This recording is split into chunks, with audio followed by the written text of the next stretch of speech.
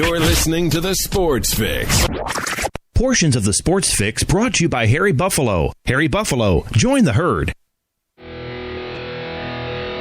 Sports Fix listeners, don't wait all day or all week to get in on the fun. The party doesn't stop when we go off the air all week long. The Sports Fix social media sites are your one-stop shop for all things Cleveland sports. Jump over to Facebook.com/TheSportsFix, Facebook.com/TheSportsFix, and become a fan today because we love fans and they create some of the best sports talk in town, Daddy. You'll enjoy talking to your fellow Cleveland sports fans on the Sports Fix fan page. And if Twitter's your thing, well, you know how we do it. Tweet with us at TheSportsFixCLE. It's that simple. Twitter.com/TheSportsFixCLE, baby. Chat live with the crew during all your favorite Cleveland sports events, tickets and contests and trivia and so much more. Get with us today, The Sports Fix on social media, Facebook.com/TheSportsFix. Tweet with us at TheSportsFixCLE. Join the Sports Fix on Facebook and Twitter today.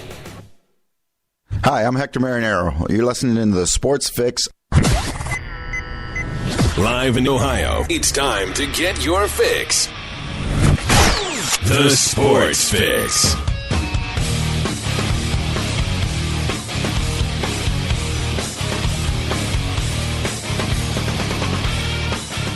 Welcome in, everybody. Yes, indeed, we are live. It is Wednesday. It is Hump Day, baby. We are going to blow through it today. Feeling good here on the Sports Fix, getting ready to rock and roll and do the damn thing, you know. Welcome in, each and every one of you, to the Sports Fix. J-Rocc here with you. Jerry Myers introducing it, setting it up.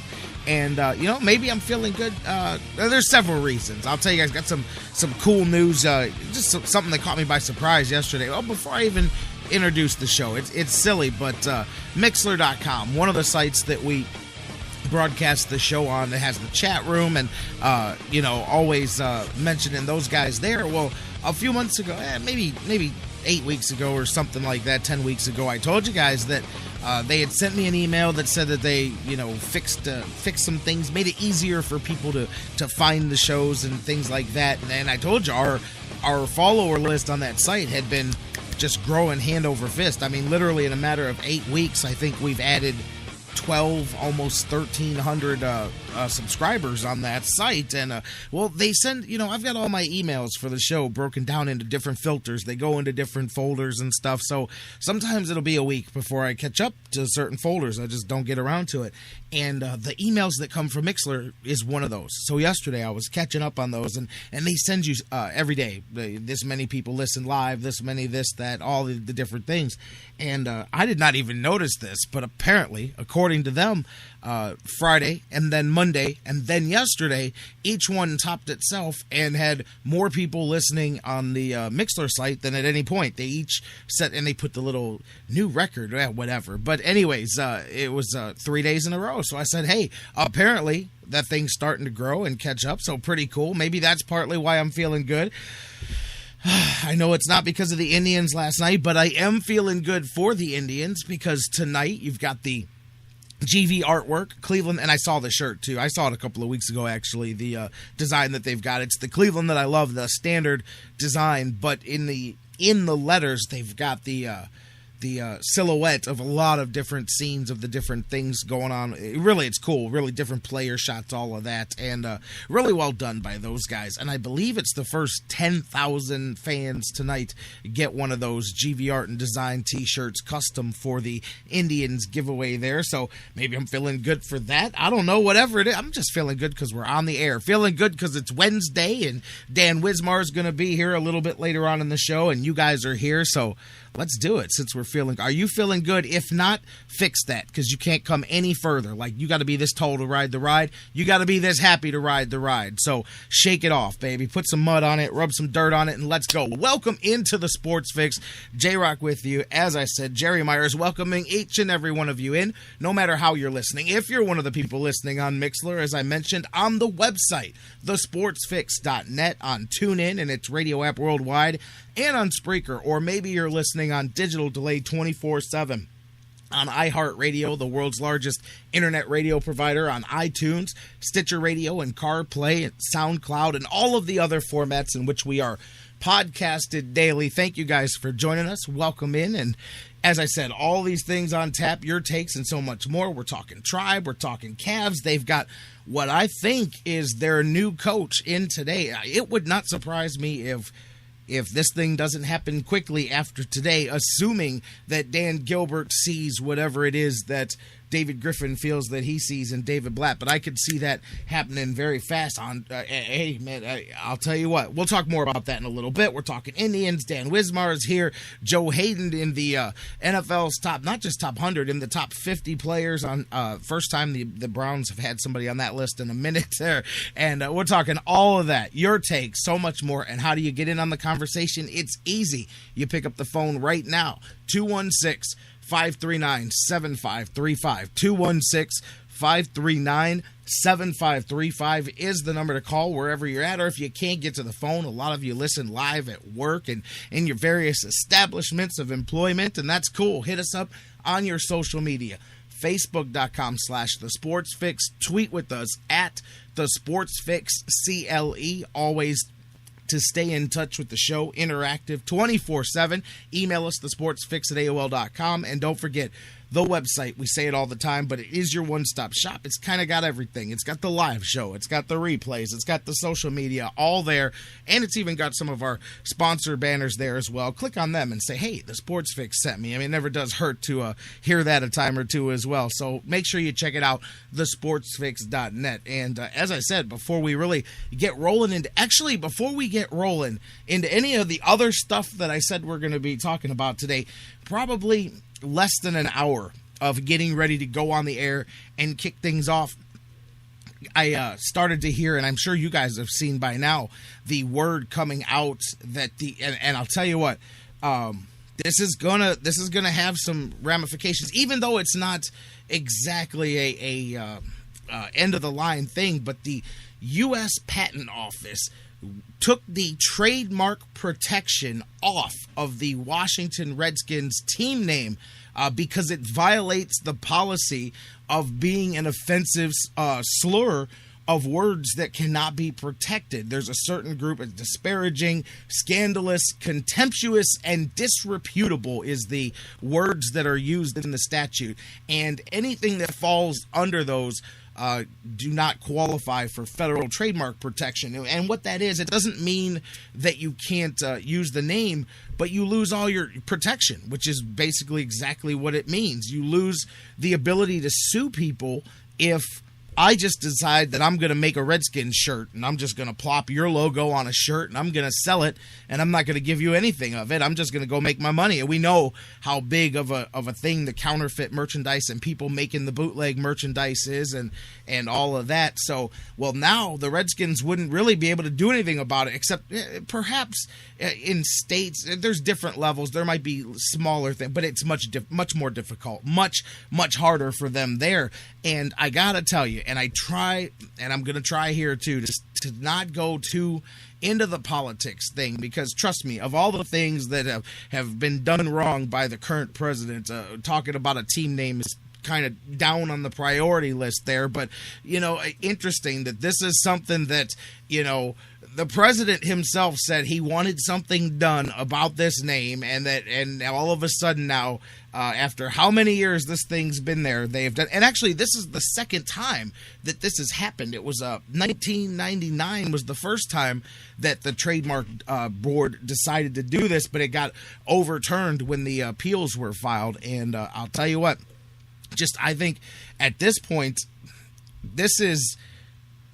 I get the arguments. We're not even making the arguments about whether or not the name should be used, but at this point, this is that Big Brother stuff that you really got to watch out for. That now here's an arm of the government reaching in and saying you can use this name, but we're not going to protect it, and it opens up a Pandora's box again. I mean, that's why separation of church and state and it's all of that, different things like that are for a reason. And here, when you get when you get two of them that cross over into each other, that's never a good thing here. But I'll tell you what, we've done this before and talked about this here in Cleveland. What happens with the Redskins and their case at some level is gonna reverberate back to Cleveland, back to the Indians, back to Chief Wahoo, and you're fooling yourself if you think it's not. I mean, I've already thought about this here, and I'm like, I'll tell you what, I know they can't, at least I'm pretty positive that the term Indians would not kind of fit under this same ruling with the patent office that the Redskins, what they decided to do, but I guarantee you Chief Wahoo does. I guarantee you if this goes through and this is a thing that people decide, hey, this is a route we can go, I guarantee you could take Chief Wahoo's semblance, whatever you want to call it, his visage, and take it to them. And just like they removed their trademark protection for the term Redskins, you can get that removed. And then at that point, same thing that I said for the Redskins. You could go make you could make your Chief Wahoo merchandise and you could sell it, and the team would have very limited options on what they could do about it. So, but it does come back there because that conversation, one kind of is circled around the other one, even though they're different sports and they're different situations. But I'll tell you what, I don't know really. And there's a lot, like I said, there's appeals and all of that. But just looking at that there, I mean, it's going to, obviously that's an issue. Not only is it's not going away, but it's going to continue to get more of the spotlight in this. But here, I just think a case of, instead of letting it take its course and of letting, at the end of the day, Dan Snyder decide and with football, whatever, if they are or are not going to do what they want. It just bothers me that something that's not violating laws, that's not breaking the law, even though I get it, and there's an argument to be had about who it makes comfortable and uncomfortable, but that becomes a different discussion. And listen, say it for whatever issue, not just this, but just replace these people with different subjects and put yourself in there. At the end of the day, it's never good when government reaches its hand in to private things, to your things, and decides to tell you what's good for you and what's not good for you. And that is part of what this is. And as I said, I'm trying to look at it from the sports aspect here in Cleveland, and I don't like to mix the conversations, but here you can't, because that's exactly what it is. And this is, hey, if the left one, if I can't get you with the left one, the right one will, and I'll find a way to get the result that I want. And again, it might just be a team name to you. Maybe you're going, well, it's the Redskins. It doesn't affect us, or even if it affects us, I don't like the Indians or I don't like Chief Wahoo. It affects you somehow, because every time you break down a barrier, every time you break down a little bit of protection from, like I said, Big Brother being able to tell you what's good. I mean, think of different, you can see examples all over. I'm not trying to go too far into it, but, think of New York trying to tell you what size of soft drink you can have. And that, which is so ridiculous, because I just get two of the smaller size and it's still bigger than the big one anyway. But anyways, the more you let that happen, the worse it will continue to happen. And every time you break down one of those barriers, then it just continues. And this is one where I see, again, them coming in and saying, hey, it'd be one thing if you had a court ruling or a judgment or a cease and desist, or if somebody sued the Redskins and won the right to get them to stop the name. But this is the government just saying, hey, we are going to take, and the best part is, how long has that name, 1967, the name started? I find it amazing that in all these years, this is the culmination of all of this. But so that's from the political side. I don't know that I like that aspect of it, but it's going to reverberate back here to Cleveland, back here to the Indians, back here to Chief Wahoo at some point. And I saw Bob DiBiasio,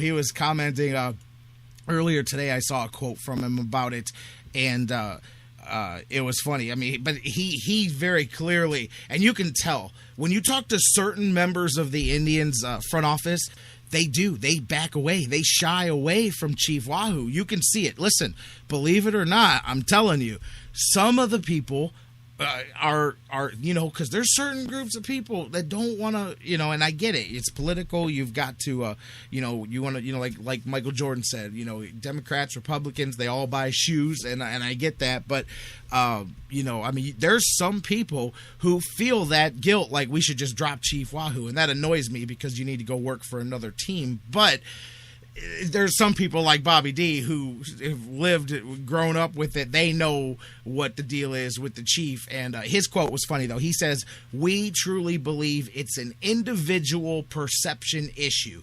When people look at our logo, they think baseball.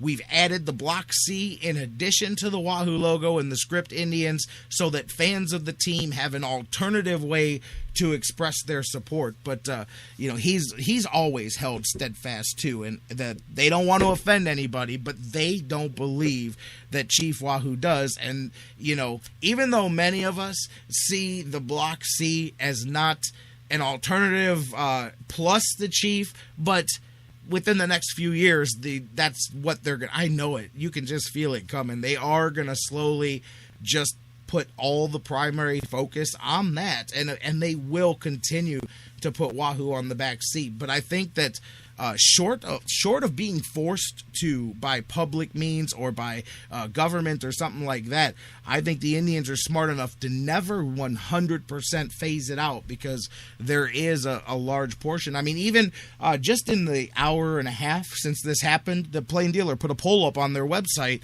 should Chief Wahoo go or should it stay?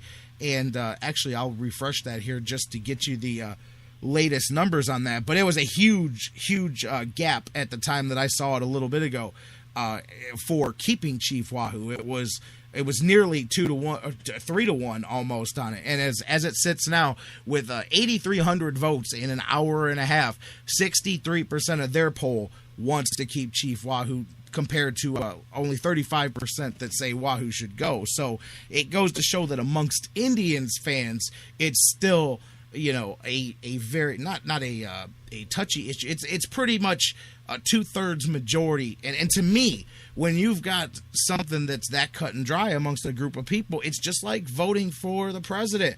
Hey, if 62% vote for a person, that's considered a landslide victory. Think about it. We've seen elections where guys have gotten in on 51, 52% of the vote, and it's been as close as 50-50 as can be. The man that's in the White House now was as close to 50-50 as it could be when you look at the actual votes. But anyway, so that's a pretty solid majority. And to me, that says that it's not an issue that you deal with, But then there's the other side that'll look at you and say, if one person feels offended by it, then that's too much. And I say yes to a degree, but no to another degree too, because there's a difference. If it's one person, and I'm not saying it's one, obviously it's more than one, but if it's a smaller amount, there are options. There's other things you can do. As they said, there's other logos you can wear. There's other teams you can support. I mean,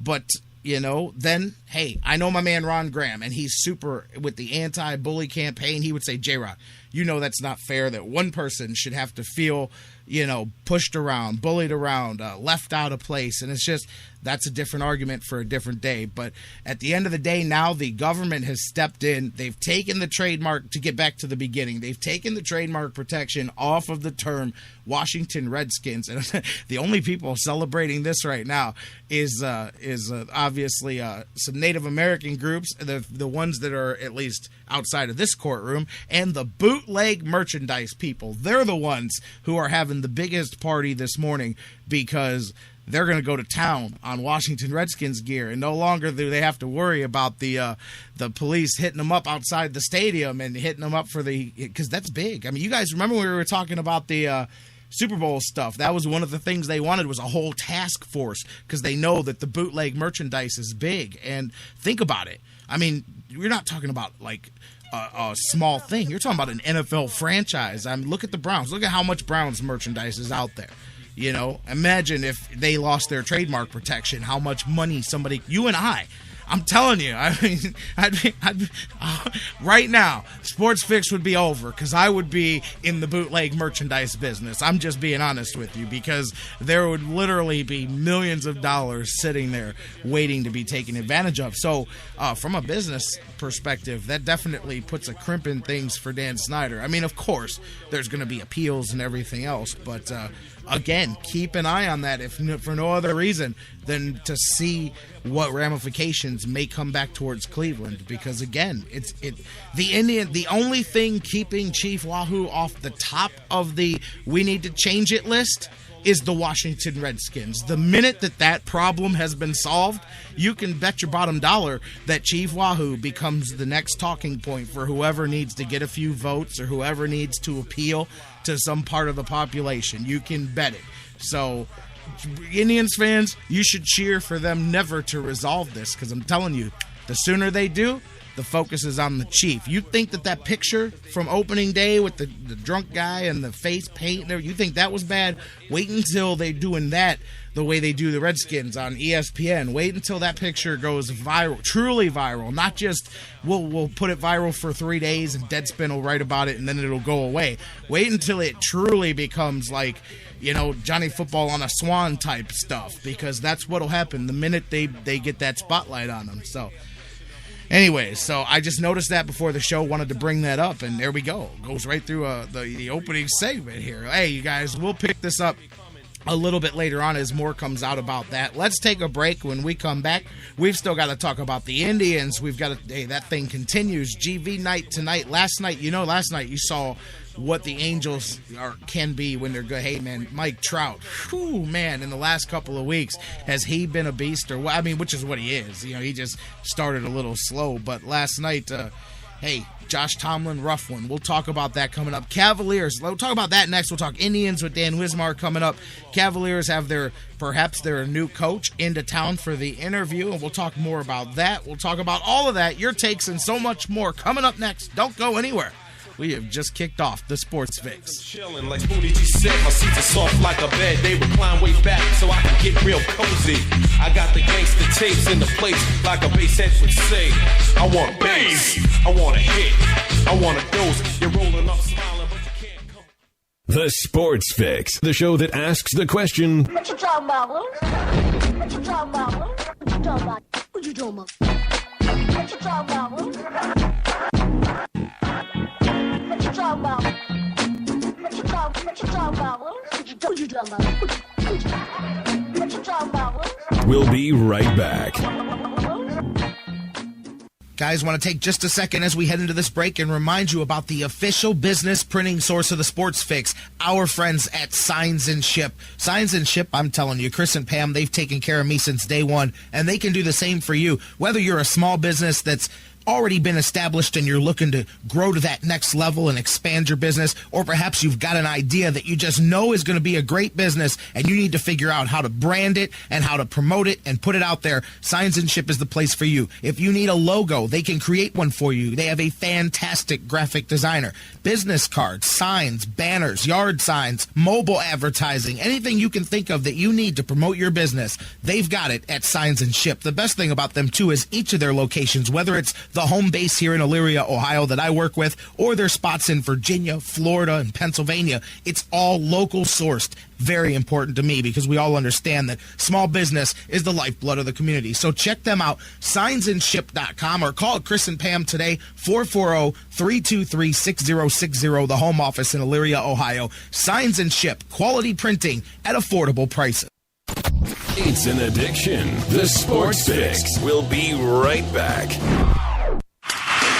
Indians fans, GV Art and Design has unleashed their new baseball collection. This summer, you've got to have one of the hottest baseball shirts available. Indians themes, GV Art has them covered from top to bottom. Chief Wahoo, keep the Chief, one of the hottest sellers going today. GV Artwork, knocking it out of the park, teaming up with Michael Brantley to create a custom Dr. Smooth t-shirt, bringing back an old classic. GV Artwork, bringing out the wild thing. Give them the heater design. The Cleveland That I Glove collection continues to grow. New designs for women and so much more.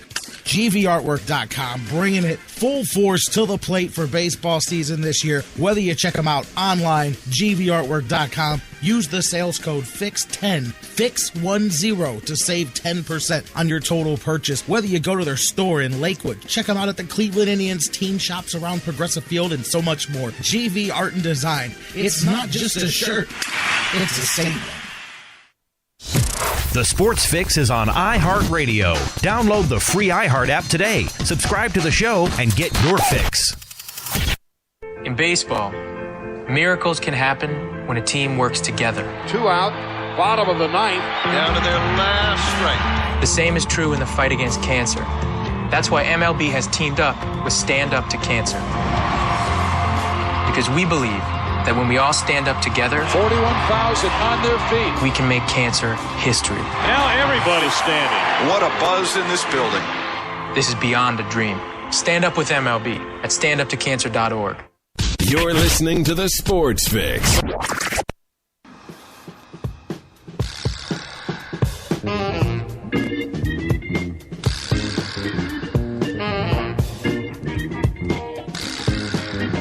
Come on, Cavs.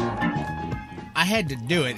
Yesterday we're talking about me having hair and a jerry curl and all of that stuff, and I said, man, I have got to pull out some Come On Cavs. It's been a while since we played it. The season's been over, and so we needed to. I wanted to hear it. I love it. I mean, every time I hear that little rattlesnake sound at the beginning of it, man, it's Come On Cavs, baby. Time to make it happen, and hopefully the Cavaliers really, hopefully, are on the verge of that. I mean, the next 5 to 7 days is going to be huge for the Cavaliers as far as the direction of the franchise, because as you know, I mean, they'll have a coach. I think they may have a coach by the time we kick this bad boy off tomorrow, because I really do believe that if things go well today with this face-to-face, that it will happen very quickly from there as far as David Blatt goes and being the coach of the Cavaliers. And we'll talk about all of that here. Let's introduce things. First, I'm just diving right back into it. Welcome back into the Sports Fix. J-Rocc back with you guys.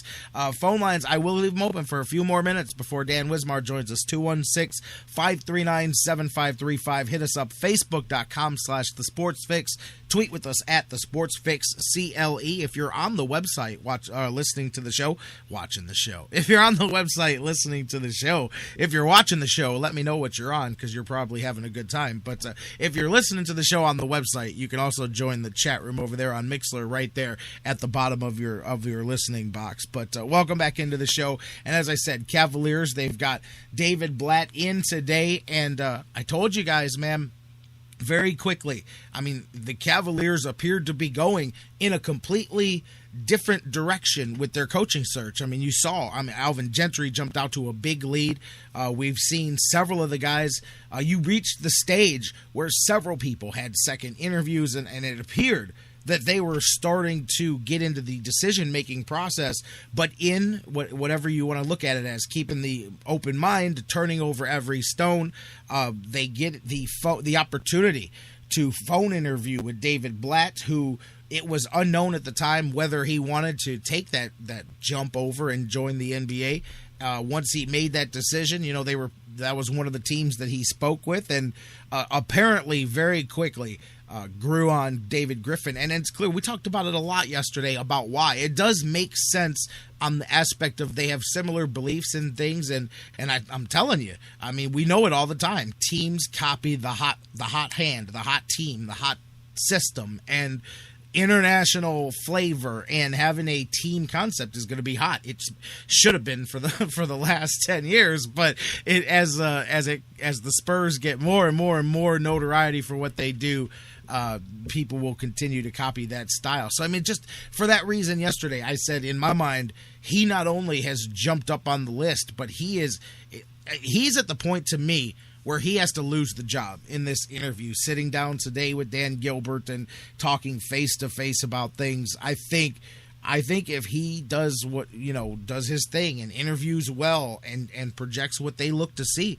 I do believe that before we're back here tomorrow, he has been at least informally announced as the coach. They may not have had to press conference and all of that yet, but I think so. And if not, then you jump right back in, because remember, and that's kind of the no-risk part of this, is if they do decide, he's not our guy, you do still have the other guys that you've already talked to. You can continue that process. But if he's your guy, I expect them to move quickly, especially because we've heard that supposedly Blatt has an offer standing to be Golden State's offensive coordinator. He's also got some unconfirmed reports of perhaps other assistant coaching opportunities. I think I heard Boston as one of the places. So he does have some other opportunities in the NBA. So he's coming to the NBA one way or the other. But I think that the Cavaliers have the chance to jump first, and if they think he's the guy, they will. End of the story there.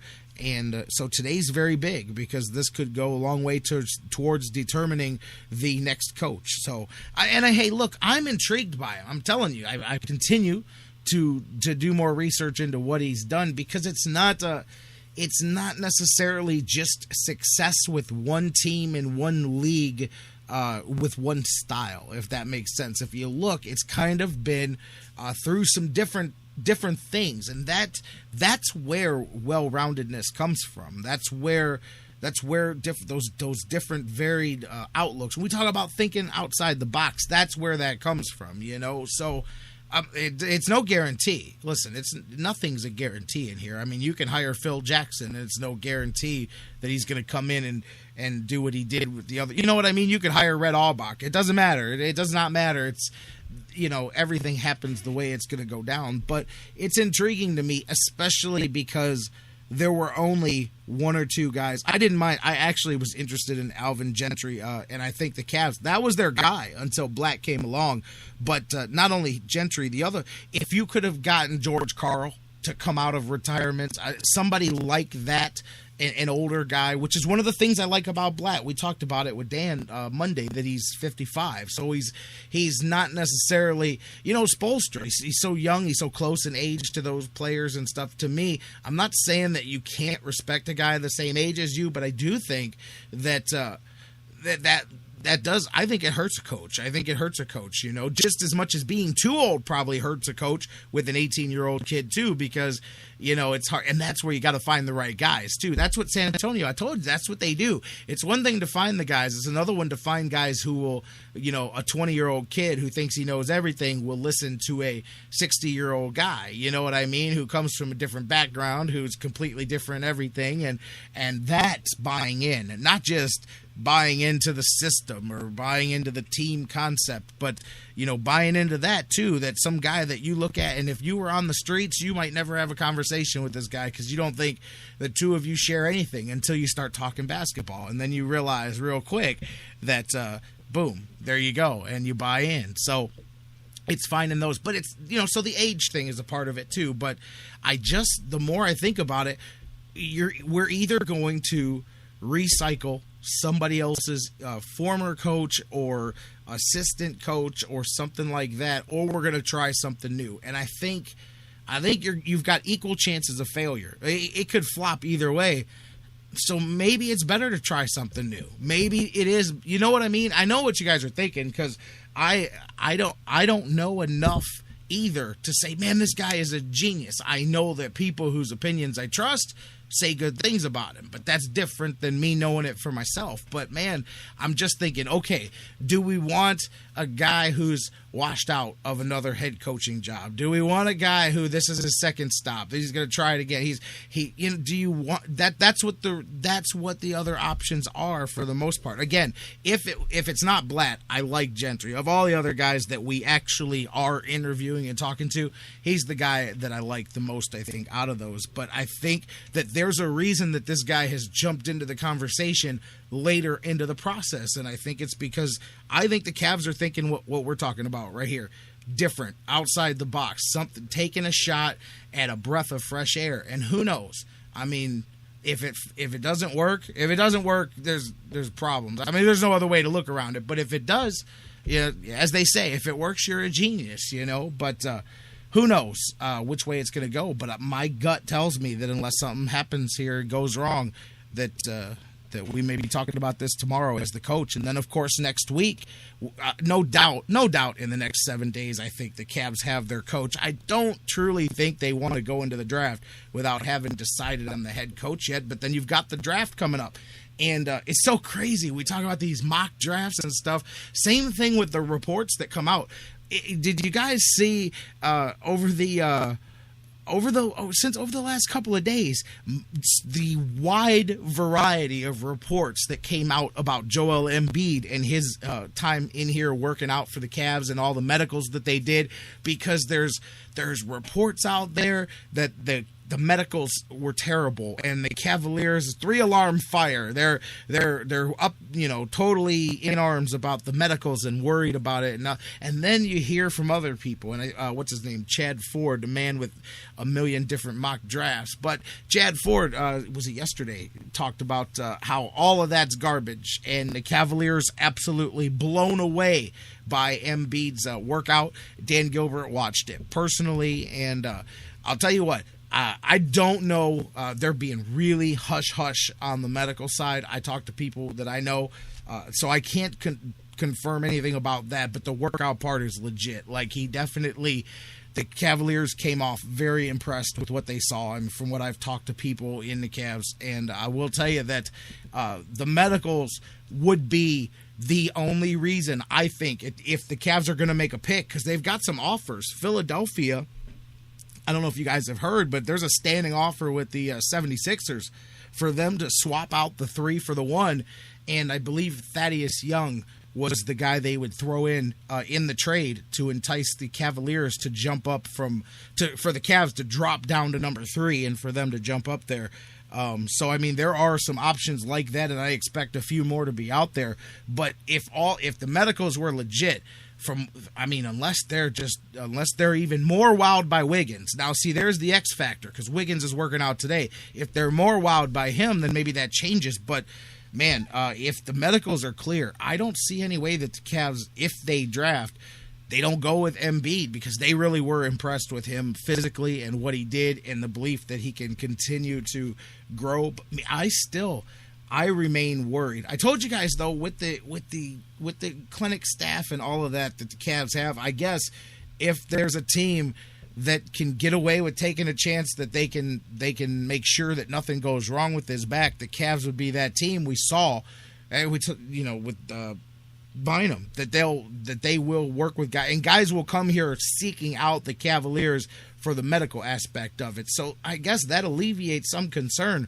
But then you look at Wiggins, and you look at Jabari Parker too, both of those guys, and really they all project out differently. I mean, every poll of NBA players that I see says if you're looking for a guy to jump in and play now, the best of the 3 would be Jabari Parker, who is the one that gets the least amount of discussion amongst the 3 when you're putting them all 3 in there together. So, there's a lot of things in play there. And really, I mean, it's up to the Cavs, because if the Cavs think that one of those guys is a franchise guy, then they take him. If not, I consider taking Philadelphia's offer and picking up Thaddeus Young and dropping down to number 3. You're still guaranteed to get one of those 3 players that you're looking at there in the top 3 of the draft. So I think that's very, very much in play too. But regardless, point is within the next week, I think both of these things happen. You definitely are going to have the draft, and most likely you've got a coach in that same time period there. So, but I think, I'm telling you, my gut says tomorrow we may be talking about David Blatt as the new head coach of the Cavaliers. And you know what's funny too, since we're talking NBA here, the Heat, of course, had their exit interviews, and LeBron, whatever, doing his thing. So funny to hear the exact same stuff as 2010. But forget about him leaving, because when you talk about perhaps what changes may happen and then breaking up that team, I was talking to some people on one of the Facebook groups I'm on last night about that, but not about the LeBron side of it.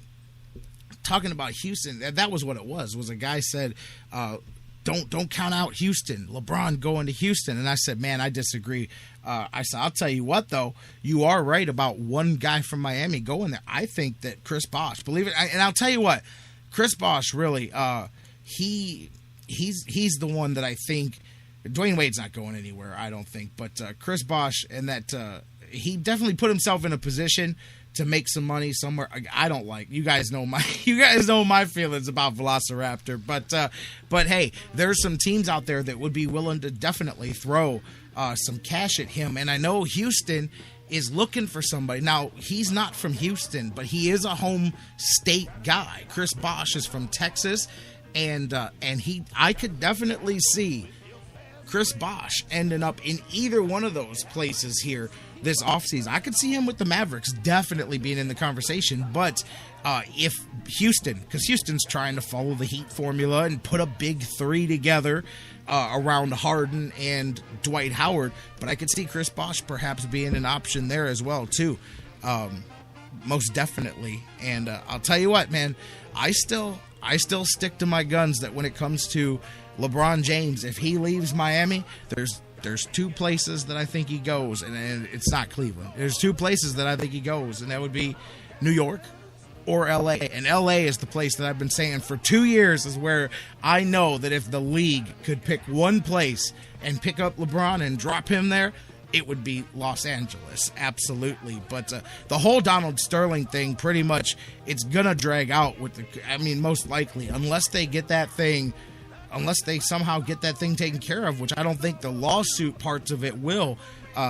If Donald Sterling is even remotely still tied in there, I don't think there's a chance that LeBron considers them. But, I do not count out the possibility of Los Angeles there. But regardless, they're definitely, it's so funny to hear the three of them on their way out the door, because it was like three completely different stories. LeBron is completely, hey man, look, I'm going to get with my team and we're going to sit down and do what's best for me. And Dwayne Wade said, I don't have any comment for anybody. And Chris Bosh was, because again, no offense to Chris Bosh, but he was in the catbird seat when he got put into that situation. There was one of these things is not like the others. Well, anyways, he's the one that came out and said, man, I'd really like him to just keep everything together. I think we could just come back and do it again, because he knows, man, that things may be changing quickly there in that situation. And hey, that's what happened. And you know what, that roster, that's a roster regardless of who stays and go. Man, if all three of those guys opt in, they can't. You cannot. They all have to opt out and then re-sign, because if they all three opt in, you're at almost like $63 or $64 million for three guys, and you still got 12 roster spots left to fill after that. But gonna be some fun for those guys. But interesting stuff going on as we are on the verge of the draft and on free agency. But hopefully, first on the Cavaliers finding a coach. I'm really not big on the idea of them going into the draft without having somebody in place who's going to have to play with these. I'm not saying that the coach has all the say in the number one pick, but boy, it would help if he had a little bit of say, like, hey, here's the style of play I want to play, so maybe this guy would help me out a little bit better. It would be nice if the head coach was on board for the selection of the number one pick in the draft. We'll talk some more about that later. Let's take a break. Let's get you some news. Let's talk some Indians and so much more with my man, Dan Wismar from the Cleveland Fan, coming up next. Don't go anywhere. After the news, Dan Wismar joins us live here on the Sports Fix. And the game is almost through. The Cavs will make it happen and rally to the tune.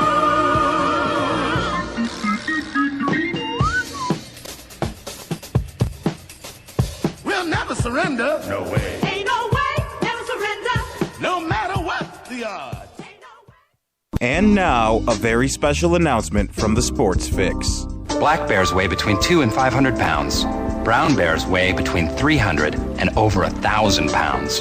Black bears run away from you. Brown bears run at you. When attacked by a bear, simply lie still on the ground and cover your face and head with your hands. When the bear is finished batting you around and mauling you, contact the U.S. Forest Service. And that was a message from the Sports Fix. Hey guys, before we go to the break, I want to talk to you a little bit again about our good friends at Harry Buffalo North Olmsted. Of course, during Brown season, we're there each and every week. What a fun time it was last year. But not just that, so many more reasons for you to check out the Harry Buffalo today. the UFC, the Ultimate Fighting Championships, some of the hottest fights in the world today. Each and every one of their huge events. Harry Buffalo is one of the few places in Northeast Ohio you can go there and watch each and every UFC fight at the Harry Buffalo. And let me tell you, I've been there. The people are out the door. They are to the rafters. It is one of the craziest environments for some UFC fights. Wing Mondays, they've got great deals on wings and drinks, and every day of the week there's a different special, a different deal. And don't forget the Bison Burger, the unbelievable. It is the combination of a fantastic burger and eating healthy combined into one unbelievable sandwich. You have got to get a Bison Burger while you're there. So whatever you're looking for, whatever day of the week, Monday through Friday, Saturday, Sundays, there's something for you at the Harry Buffalo North Olmsted, just outside Great Northern Mall. Check them out today. Harry Buffalo, join the herd. Hey, this is Scott Fujita, and you're listening to the Sports Fix. Business owners and professionals, do you want to take your business, your product, your team, your event to the next level? You want to advertise right here with the Sports Fix. Our listeners are among the most loyal listeners, terrestrial or internet. The Sports Fix universe is not only the radio show, but tens of thousands of fans on Facebook and Twitter. Email me, Jerry Myers, thesportsfix at AOL.com. That's thesportsfix at AOL.com. And let me help you swing for the fences and hit it out of the park right here on the Sports Fix. Sports Fix listeners, do you tweet? So do we. So tweet with us 24/7 at the Sports Fix CLE.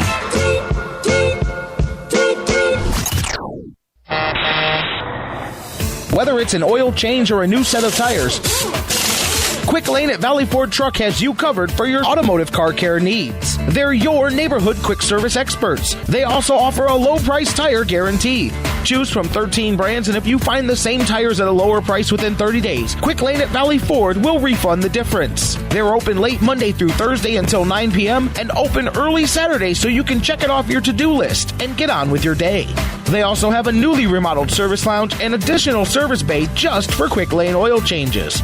Quick Lane at Valley Ford Truck is located at 5715 Canal Road, right under the 480 Bridge in Valley View, just down the road from Independence. 5715 Canal Road, right under the 480 Bridge in Valley View, just down the road from Independence. Come see why life is better in the Quick Lane. QuickLane.com/Valley Ford Truck. That's QuickLane.com/Valley Ford Truck. Portions of the Sports Fix brought to you by Signs and Ship, the official printing source of the Sports Fix. Locations in Ohio, Pennsylvania, Virginia, and Florida. Find out more at signsandship.com. News break. Good morning, I'm Bob Picozzi. They won the World Cup 4 years ago in South Africa, but Spain's 2014 World Cup run could be a very brief one. A loss today to Chile, combined with a win or a draw by the Netherlands in its match today against Australia, would eliminate the defending champs. Both matches come your way today beginning at 11:30 a.m. Eastern Time on ESPN Television and some of these ESPN radio stations. It's the first time the Royals have been in first place this late in a season in 11 years. An 11-4 win last night in Detroit extends their winning streak to 9 and moves them a half game ahead of the Tigers at the American League Central. Alex Gordon hit a 2-run homer. It's better than last place, so it feels good. Last year we kind of, had a late run and, just, didn't have enough time to make up ground. So it's good that we're starting this early, and we put ourselves in good position right now. So hopefully we can keep it up. It's Kansas City's longest winning streak in 20 years. The Jaguars today signed quarterback Blake Bortles, 4 years, $20.65 million. He was the third pick in the draft. Novak Djokovic and Serena Williams installed today as the number 1 seeds at Wimbledon. Play begins on Monday. Identity thieves no longer just damage your credit. ESPN has teamed up with LifeLock to warn you that thieves are now emptying checking and savings accounts, stealing tax refunds, and even draining equity from homes. Don't fight this alone. Learn more at LifeLock.com. Now, back to the Sports Fix.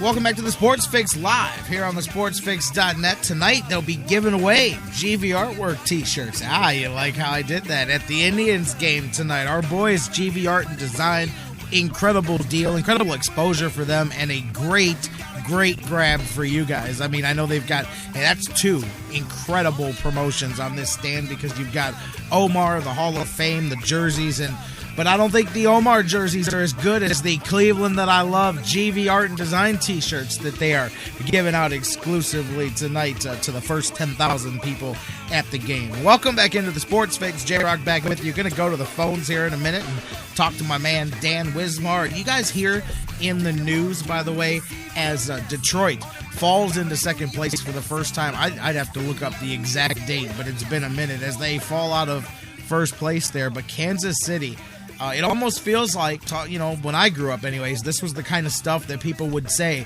when the Indians were in first place in June, is you would hear things like, it's been 11 years since they were in first place this late in the season. And by the way, we're not even halfway through the season.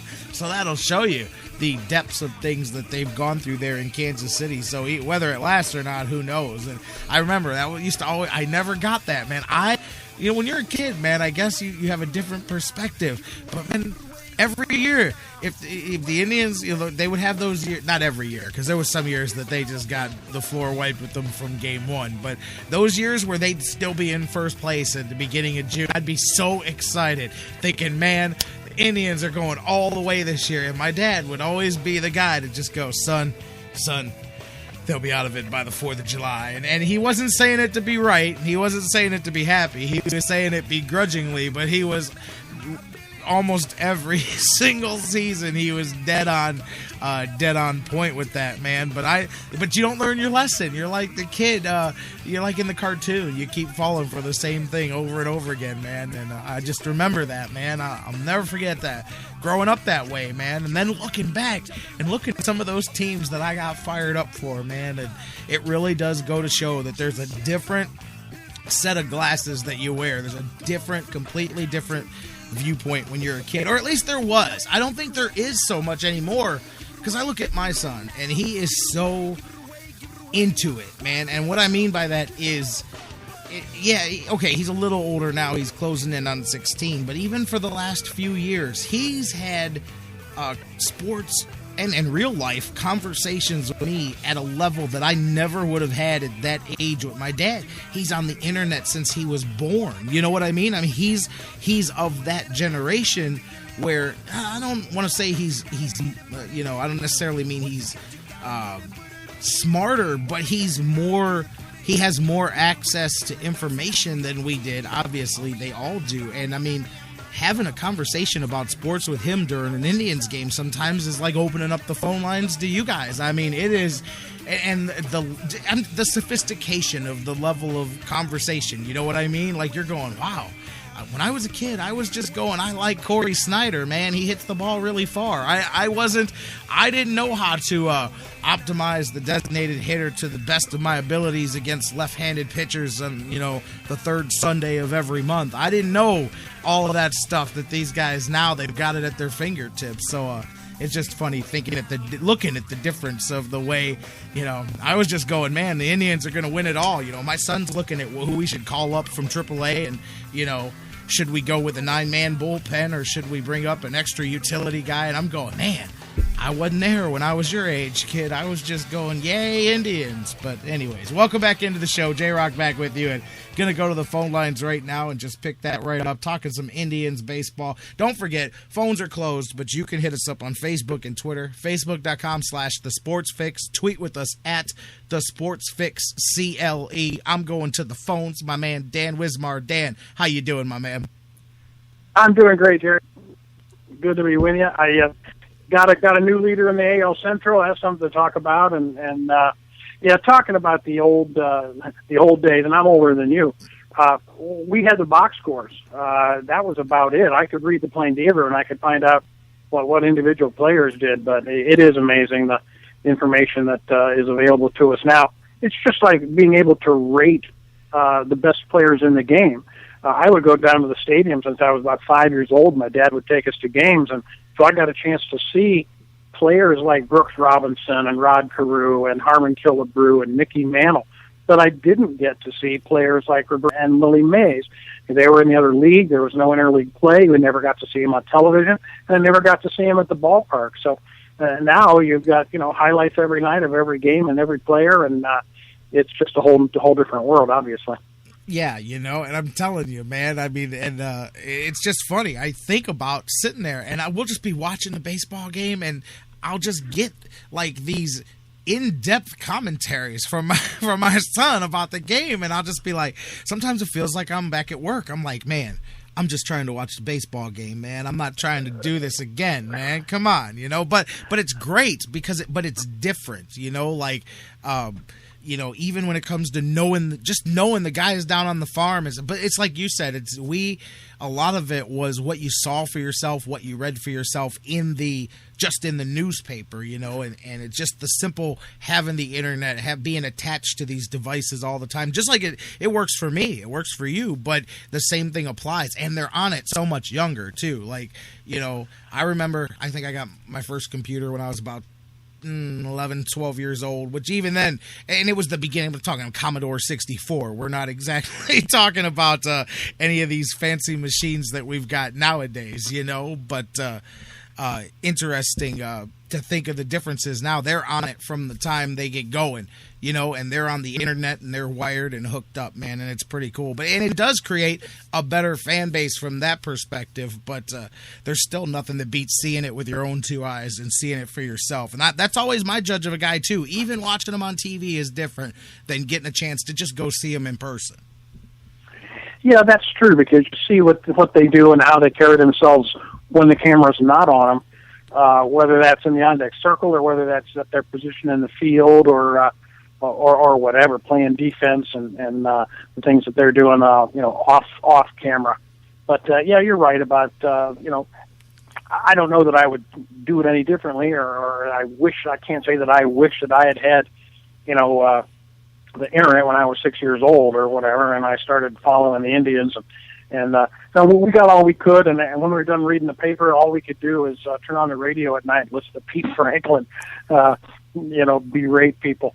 But that was the extent of our information at the time, but like it was good enough at the time, so no regrets. But it's not even no regrets.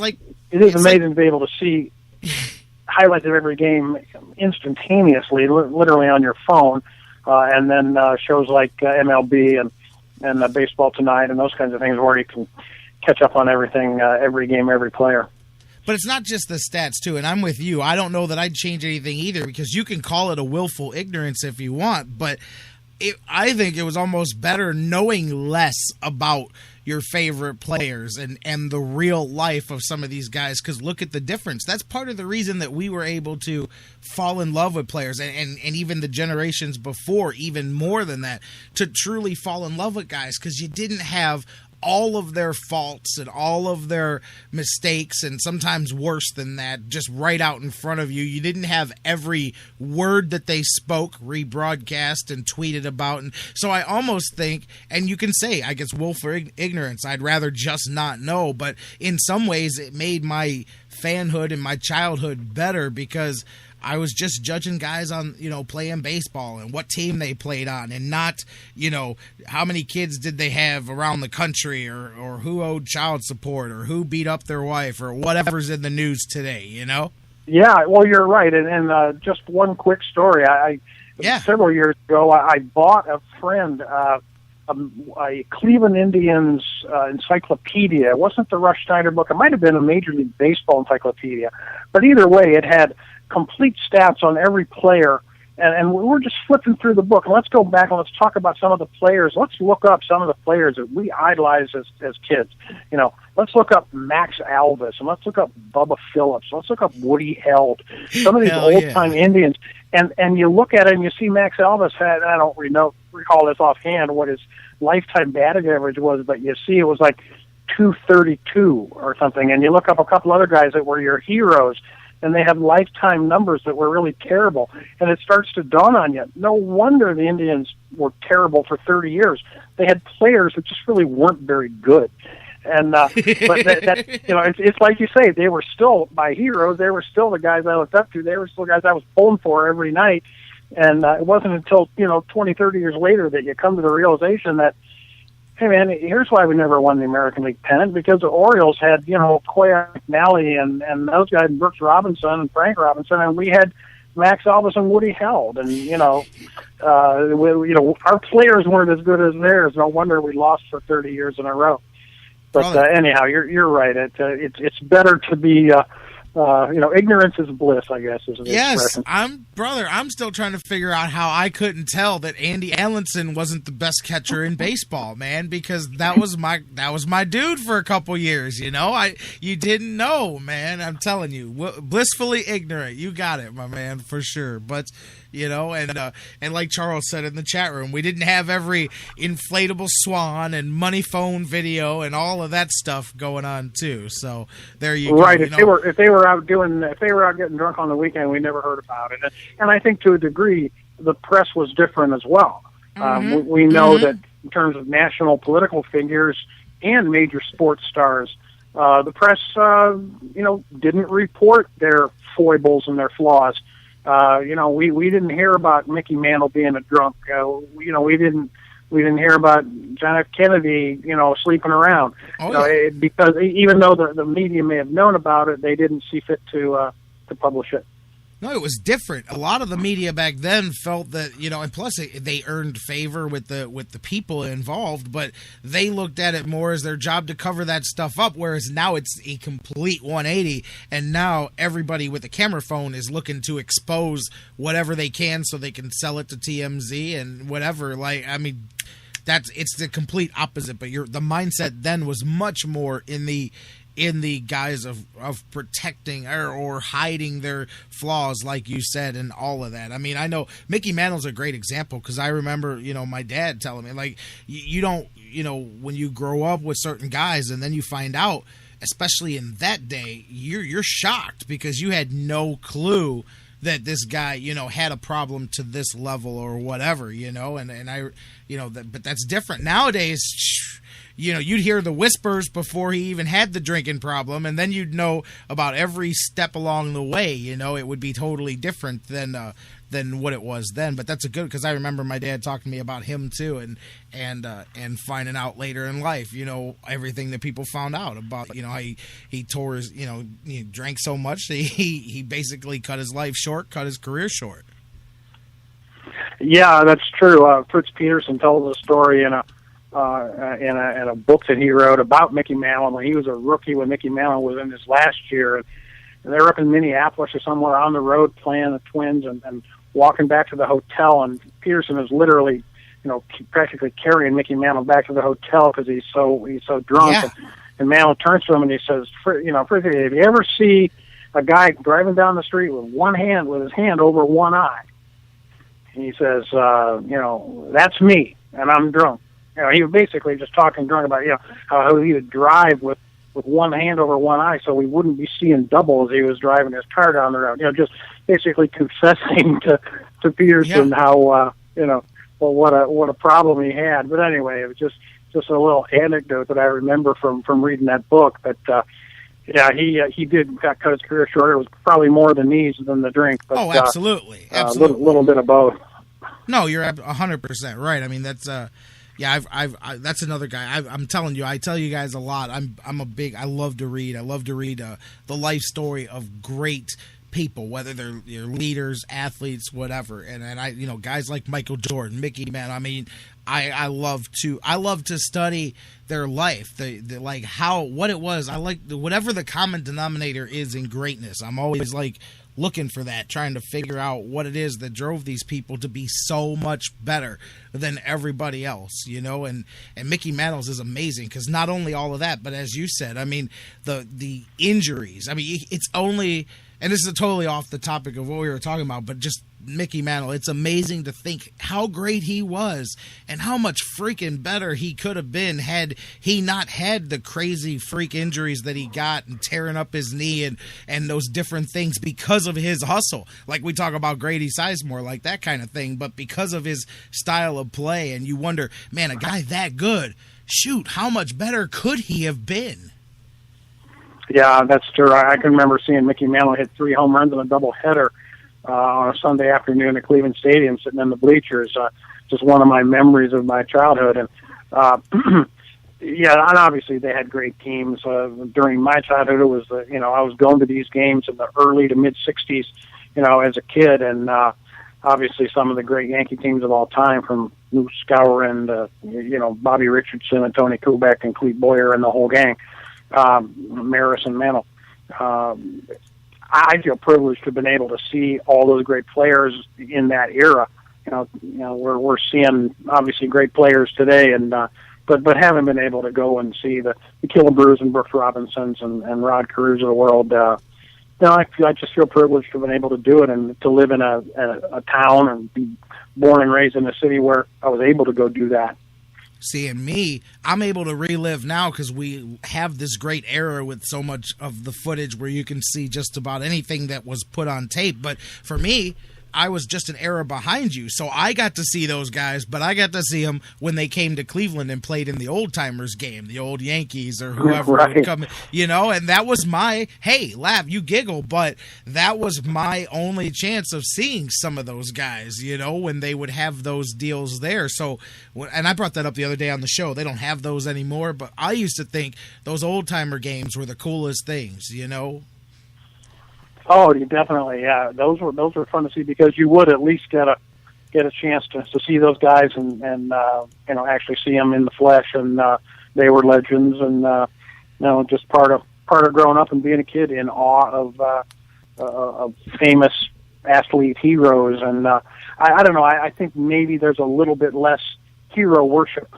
these days than there was then, and that's part of the reason for that is their flaws and their foibles and their missteps and their bad judgments are laid out there for everybody to see, and they're much more human. They're much less, they're not as larger than life, I guess, as maybe they used to be when we didn't know every little thing about them. Damn straight. Why did, maybe, I don't know, you probably don't have an answer either. Why did the old-timers game go away? Like, is there like a thought process behind it? Was it just because of the term old-timers, or was it for insurance reasons? They didn't want a guy to get hurt, and they would have to, I don't know. What was the, like, because they were there until, like the late 80s, early 90s maybe, and then they kind of went away. Maybe late 80s was when they went away. But do you have any thought on it? Like why they went away? What was the downfall of the old-timers game? I really don't, unless it may have just been a judgment on management's part that they didn't have, that the interest wasn't there anymore to see them, or that, getting that many people in one place at one time was just logistically getting more difficult to pull off. I don't know. That's just pure speculation on my part. I don't really have a good answer for you. Some teams still have something like that. Like, I'm looking through here, just a quick little Google search here. It appears that the Dodgers and the Yankees both have something called Old Timers Game on their schedule here. I'm looking up I just pulled it up on Wikipedia, which is my, the go-to for everything here. And it's, I was just looking to see if maybe there was a reason why it had totally pretty much faded away here. I think aren't they lately doing? Don't they do slow pitch softball for those things now? And they don't use. They don't use a baseball and wing it hard. I mean, I think when they have those kinds of things, they do a slow pitch, underhand pitch softball kind of situation. At least that's my recollection. Oh wow, yeah. No, see, I don't know. I'm looking at some of these here. Yeah, there's the Yankees obviously started the tradition. They keep it going, but other teams have kind of fallen off here as it goes. I was just looking through here to see if there was, any other reason why these things have kind of fallen to the wayside. The Yankees appear to be the one team that it has made it a yearly thing, that it never dropped off here, because they've continued to have it on their schedule all the way through to this day. So it remains a New York pastime, but everywhere else it's kind of fallen off. I don't know. And maybe that makes sense, because the ones that I remember growing up, I remember going to a couple. They were Indians versus Yankees, if I remember right, at least one or two of them. So maybe that's why too, because they were the team that already did that. Plus, they had the roster of guys people remembered and wanted to see. I don't know, but yeah, that's probably part of it too. They had some old timers that people knew about, and and were actually people that would draw fans to the ballpark just to see him, old timer or no. I think I might have saw Phil Rizzuto at an old timers game against the Indians in the middle of the 80s. I'm not positive, but I'm almost sure that may have been my one glimpse at him. But anyways, we're all over the place here. Indians are playing baseball. They're not old timers. They're playing right now. We'll get to modern days. For those of you that are sitting there going, okay, let's end the walk down memory lane here. Last night, Josh Tomlin stumbled a bit. Things were looking good until, of course, and as we say, you give away an out, give away a base runner, and look how it comes and gets you. Of course, fifth inning, Mike Trout being Mike Trout, and look at him in the last. We talk about Chisenhall and the run that he had, and Brantley, and it's one thing to be hot. The last couple of weeks, Mike Trout is as hot as anybody. Over 400 in the last 3 weeks. Jacked his average up about 60 points, and he got a couple of them last night with 2 jacks. But the big one off of Tomlin broke that game open, and the Indians weren't able to come back from that one. But and that's the first time all season. I was going to say I love Francona's. I love Francona's comments after the game when he was just joking around about Trout. He said he looks like he's got a chance to be a pretty nice player. They might want to arrest him, don't want to tire him out.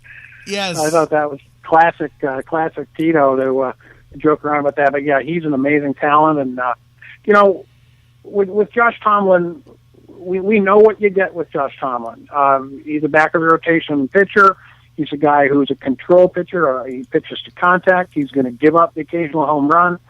And let's face it, the Angels are trotting out a pretty powerful lineup there, day in, day out.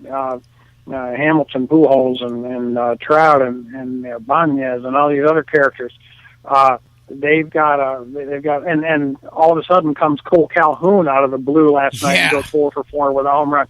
So they've got an impressive lineup, and Tomlin had one of those nights that you're going to get with Josh Tomlin.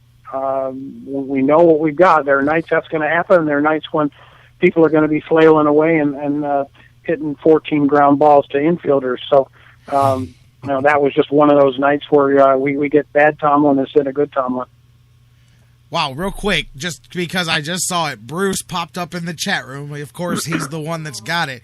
The last old-timers game in Cleveland was June 17th, 1989, and I'm almost sure that I was at that game. I do remember 1989 going to an old-timers game, so that must have been that one right there. That was in my childhood. I think I was 11 years old at the time of that game there or something. So anyways, but thanks, Bruce. Way to go, Bruce. He's on top of it for you. He's got it. He's always got it, man. But last night was the first night all season that he's got the program to the game and everything. Last night was the first time all season that Tomlin hasn't at least gotten you a quality start, so and that's 2 in a row that he's been a little bit of a shaky appearance there from Josh Tomlin. But again, if that inning doesn't go south and that home run doesn't happen, then who knows? Because at that point you were looking at a tie game and a pitching duel going on there until that home run by Trout blew it open. Then he got one a little bit later off of Lowe, I believe his other home run was, and then Cole. By the way, Cole. Not only does that Calhoun come out of nowhere, but he's got a cool name. I can't lie. I'm looking at it on the screen, and it's got a K, and he's like Cole Calhoun, and I'm like, that's a name. If you're gonna be like a cowboy or a baseball player or something like that, Cole Calhoun. There's just a that is right. That's a name. very cool baseball name. It's just like when the Indians drafted Clint Frazier, I thought that's a baseball name too. Justice I believe Sheffield. More baseball players should be named Clint. If I had my way, that would happen. Clint, yes, and Justice Sheffield. I love him. He is my favorite name of an Indians draft pick in quite some time. Clint Frazier's right up there too, but I love Justice Sheffield because I can see the merchandising line coming if he works out. Justice will be served. It's going to be great. That's right. And by the way, Jerry, speaking of Indians draft choices, did you see that Mike Poppy had a game-winning hit for Virginia in the College World Series the other day? No. I believe he was a second-round pick, maybe third round, first baseman, left-handed hitting kid from Virginia. Won a College World Series game with a walk-off double up the alley, bottom of the ninth, 2 outs, 3-2 count, and he comes through pounded it up the alley in right center and won the ball game. So, Indians draft choice is doing good things, and I guess they got them all under contract now. At least the top 10 picks. Yes, I believe. I saw Tony Lastoria reporting yesterday that unless somebody backs out of a verbal agreement, they've got all their players signed. So that was good to hear as well. And speaking of the other thing with the picks, we brought him up, Justice Sheffield. You mentioned it before, you weren't sure, but I've now seen a couple of places, too, reference Gary Sheffield as his uncle as well. So apparently he is related to Gary Sheffield. I know we were talking about that when they drafted him. So apparently that is true, because I know there was some That's good. You got the bloodlines there. That's a good thing. You got that right, So, and I'm with it, man. Plus, hey, the last pitchers that have been drafted that were also the player of the year, I will take it if he is as good as any of the three, and that's Greinke, Kershaw, and Porcello. I will take it if he turns out to be any of those three, Yeah, that's true. Those are pretty good footsteps to follow in, no doubt. Especially Clayton Kershaw, But I mean, Porcello, he came over and really solidified things for Detroit there. And I always liked Zach Greinke. I know he's been around for a while now, but I mean, had he been on a different team perhaps and had some things go differently, I think people would look at his career differently because he had some nasty stuff. But anyway, yeah, he really did. And I guess Kansas City would have to feel now that they kind of. Did he sign as a free agent or was he traded? I can't really recall.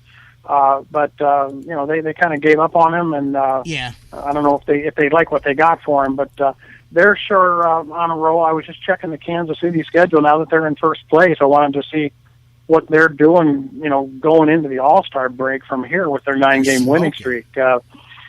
And you mentioned that it's been 11 years since they were in first place. This late in the season. I think hasn't it also been 30 years since they were in the playoffs? I mean, wasn't it 85? Yeah, that's the last time that they were a playoff team, and so they've got a drought that makes the Indians seem like regular contenders. But I noticed that they've got, of course, 2 more games with the Tigers, and they're playing day games today and tomorrow.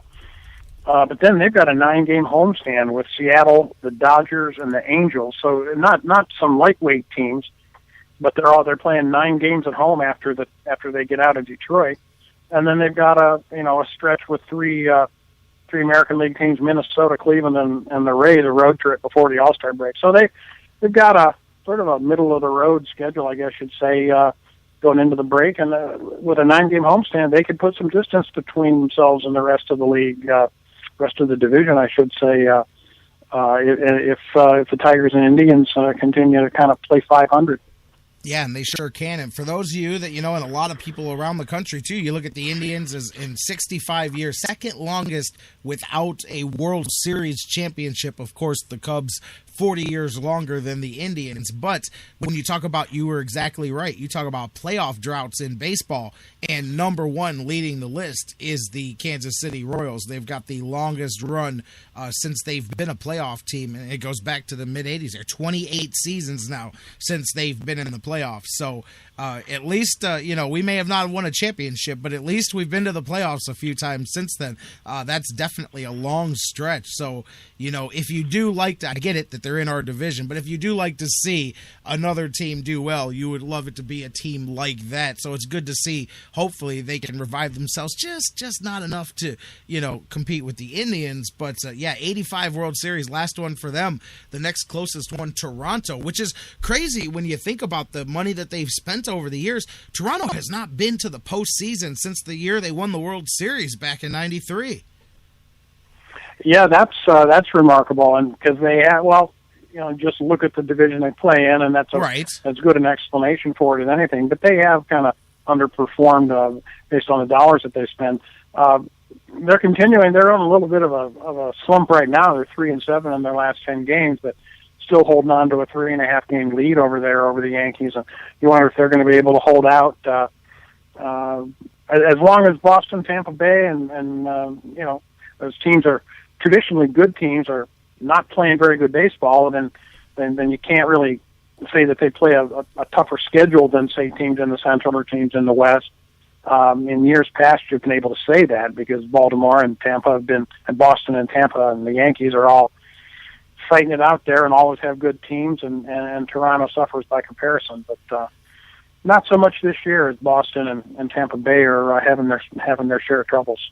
Yeah, you know what I find interesting looking at this research here while I'm talking to you is for all the talk that and here's the thing is, now when I say this, there's a difference between making the playoffs and being a true championship contender. But for all the talk about the lack of parity in baseball, and I'm actually really surprised by what I'm looking at here, there's only 7 teams, and it would be 8 if you even added an extra year, but there's only 7 teams that have not made the playoffs at least once in the last 5 seasons, and there's only 9 if you drop it down to 4 seasons. So that's actually a large percentage of the league that has made the playoffs at least once in that 4-year cycle. All but 9 teams can say that they've done it. But as I said, there's a difference between making the playoffs, winning a wild card game, or going to the first round and being truly a championship contender. That's where there is imbalance in baseball. But I was a little bit surprised to see this and realize that many teams in the last 5 seasons had at least made the playoffs once. Yeah, I'm surprised to hear that myself, Jerry. It doesn't seem like it, and we always point to baseball as the team that, in the NFL, you can say, even the very worst teams have a shot. But in baseball, you can say on April 1st that the Chicago Cubs had no shot to win the World Series, that let's say the Minnesota Twins have no shot to win the World Series. Just not good enough, and you know that in April as well as you know it in September. So yeah, that number is a little bit surprising to me that many teams have at least been in the postseason, even that expanded, diluted, postseason that we've got now with 2 different wild cards. Interesting to hear that, yeah. And you know what? 4 of those teams, the last time that they went to the playoffs was when they went to the World Series. Kansas City, we mentioned. Toronto, the other 2 of the other ones is Miami, 2003. Of course, Cleveland, everybody has their feelings about Miami, but 2003 World Series, last time they've touched the playoffs. And Houston, amazing to think, 2005 World Series, last playoff appearance, the same team that we talk about now when we mention Houston in the last couple of years, how bad things have been there. To think that they've been to the World Series in less than the last decade, you would think it's impossible with how far off the franchise fell. You're right, but I remember that season and how crazy the end of that season was. If I'm not mistaken, that same year we had just teams coming out of nowhere, and I think I want to say Tampa Bay had a run that year, but Houston had an amazing run down the stretch, an exciting pennant race, and they literally came out of nowhere to win it that year, and then they just got on a roll like the Rockies did that one year and just rolled right into the World Series off just a crazy pennant race down the stretch. Yeah, they sure did. They beat St. Louis. They got to the World Series, and then they ran into the White Sox and Ozzie Guillen there. But, just amazing. You're talking 2005, and then now you're talking about a team that lost more games than any team but made more money than any team in baseball history, which is the complete just craziness of that whole thing, is that a team that bad can be, and I don't get that, like just the fact that we can say that, Dan, that a team so historically bad also wins the award for most profitable team in the history of our sport. Something seems backwards about that. That's true, and the owner takes a lot of heat for that. But I tell you what, I've seen, there's an awful lot of people that would take that core group of young hitters that the Astros have right now, George Springer, Dominguez, and Singleton. They've got some sticks down there, and they've got a good core of players, and they're signing these guys to some long-term contracts. Good-looking young team, at least as a core of position players. I'm not sure their pitching is up to snuff. Obviously, it's not at 32-40 this year, but I think people thought they were going to be worse than they actually are this year, because some of these kids like Singleton and Springer have come up and really given them a boost.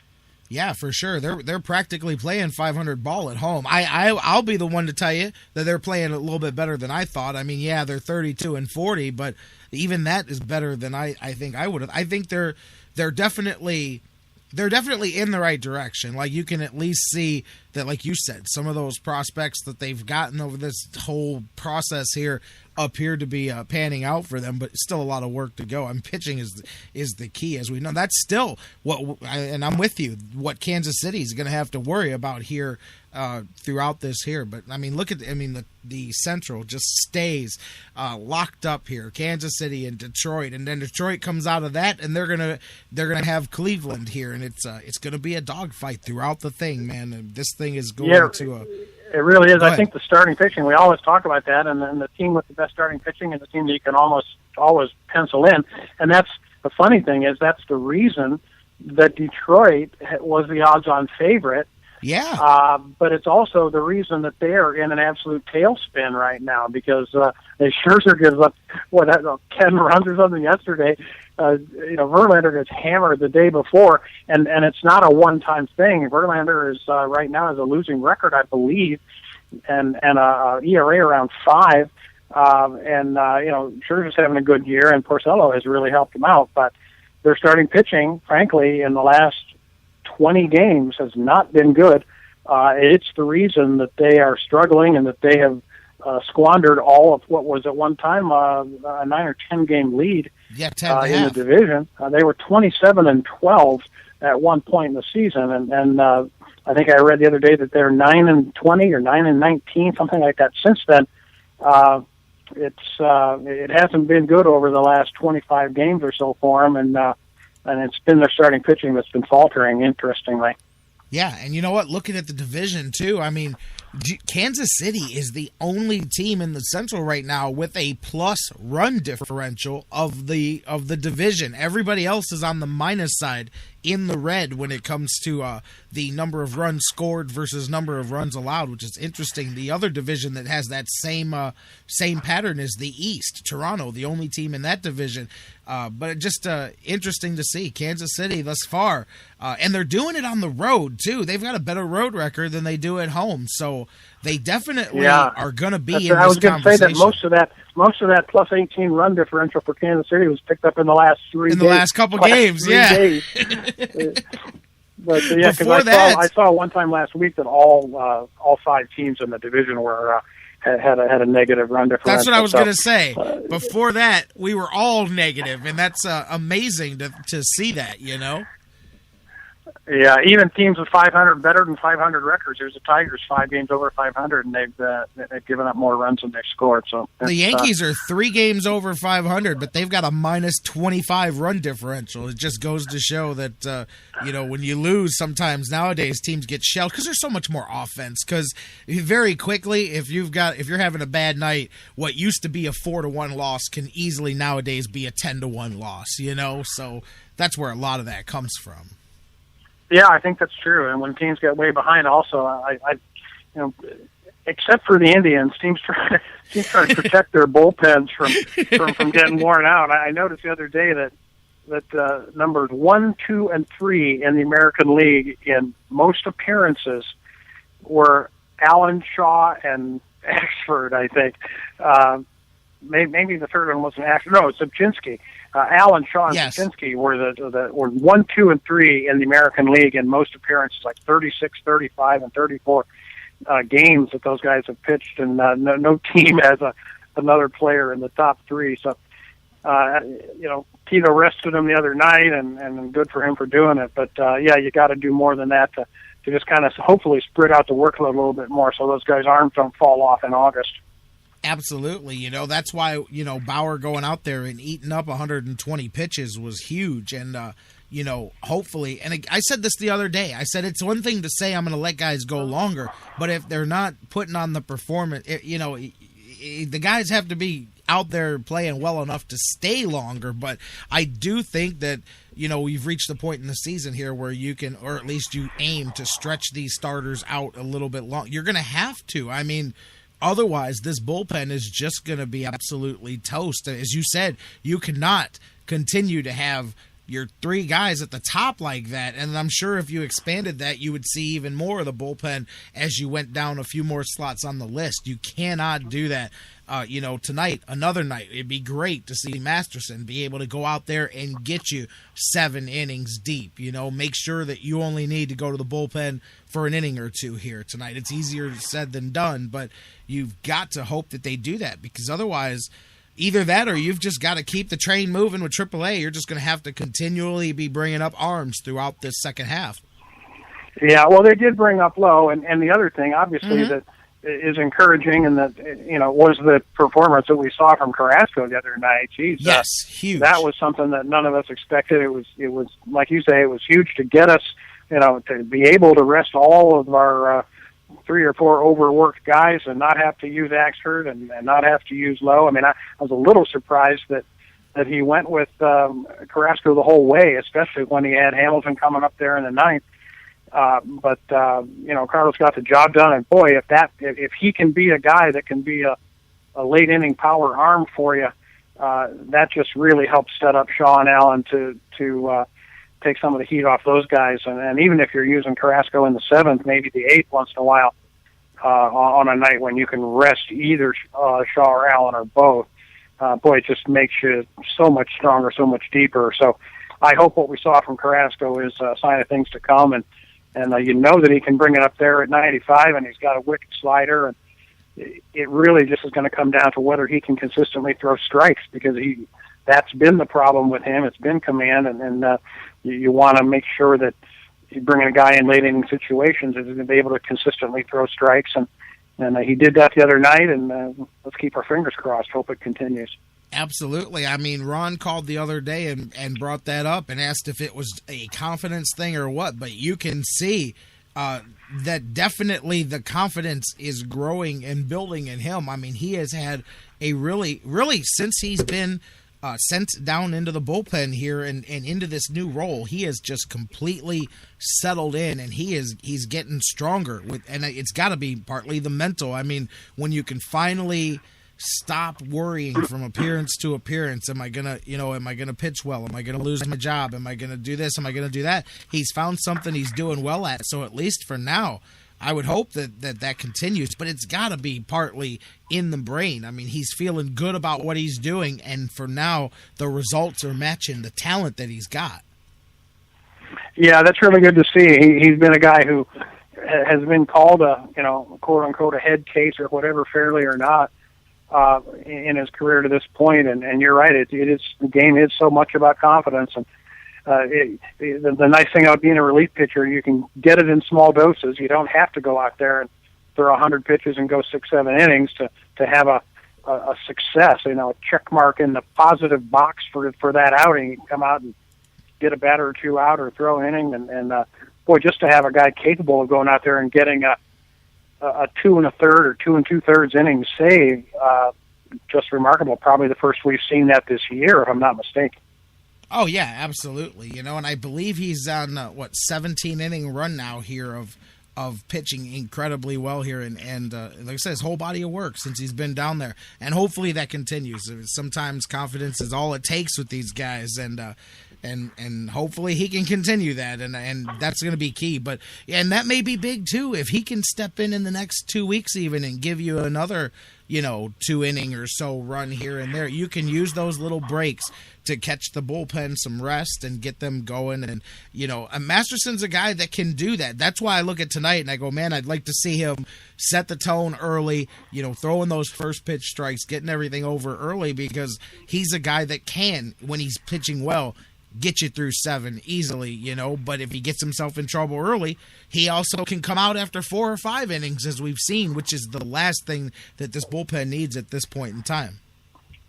Yeah, that's true. His last couple times out, he's been up in that mid-20s pitch count in the first inning, and in the high 40s, 50 pitches by the time he gets to the 3rd inning. And I hate to be one of those guys that constantly harps about pitch count and pays undue attention to it, but I was a little bit surprised, in fact, to see Bauer start the 7th inning the other night, starting the inning with 110 pitches, ended up going 119, and but the Indians have big, strong guys. You call him a horse. Masterson's a horse. Masterson's a big guy. He can go give you.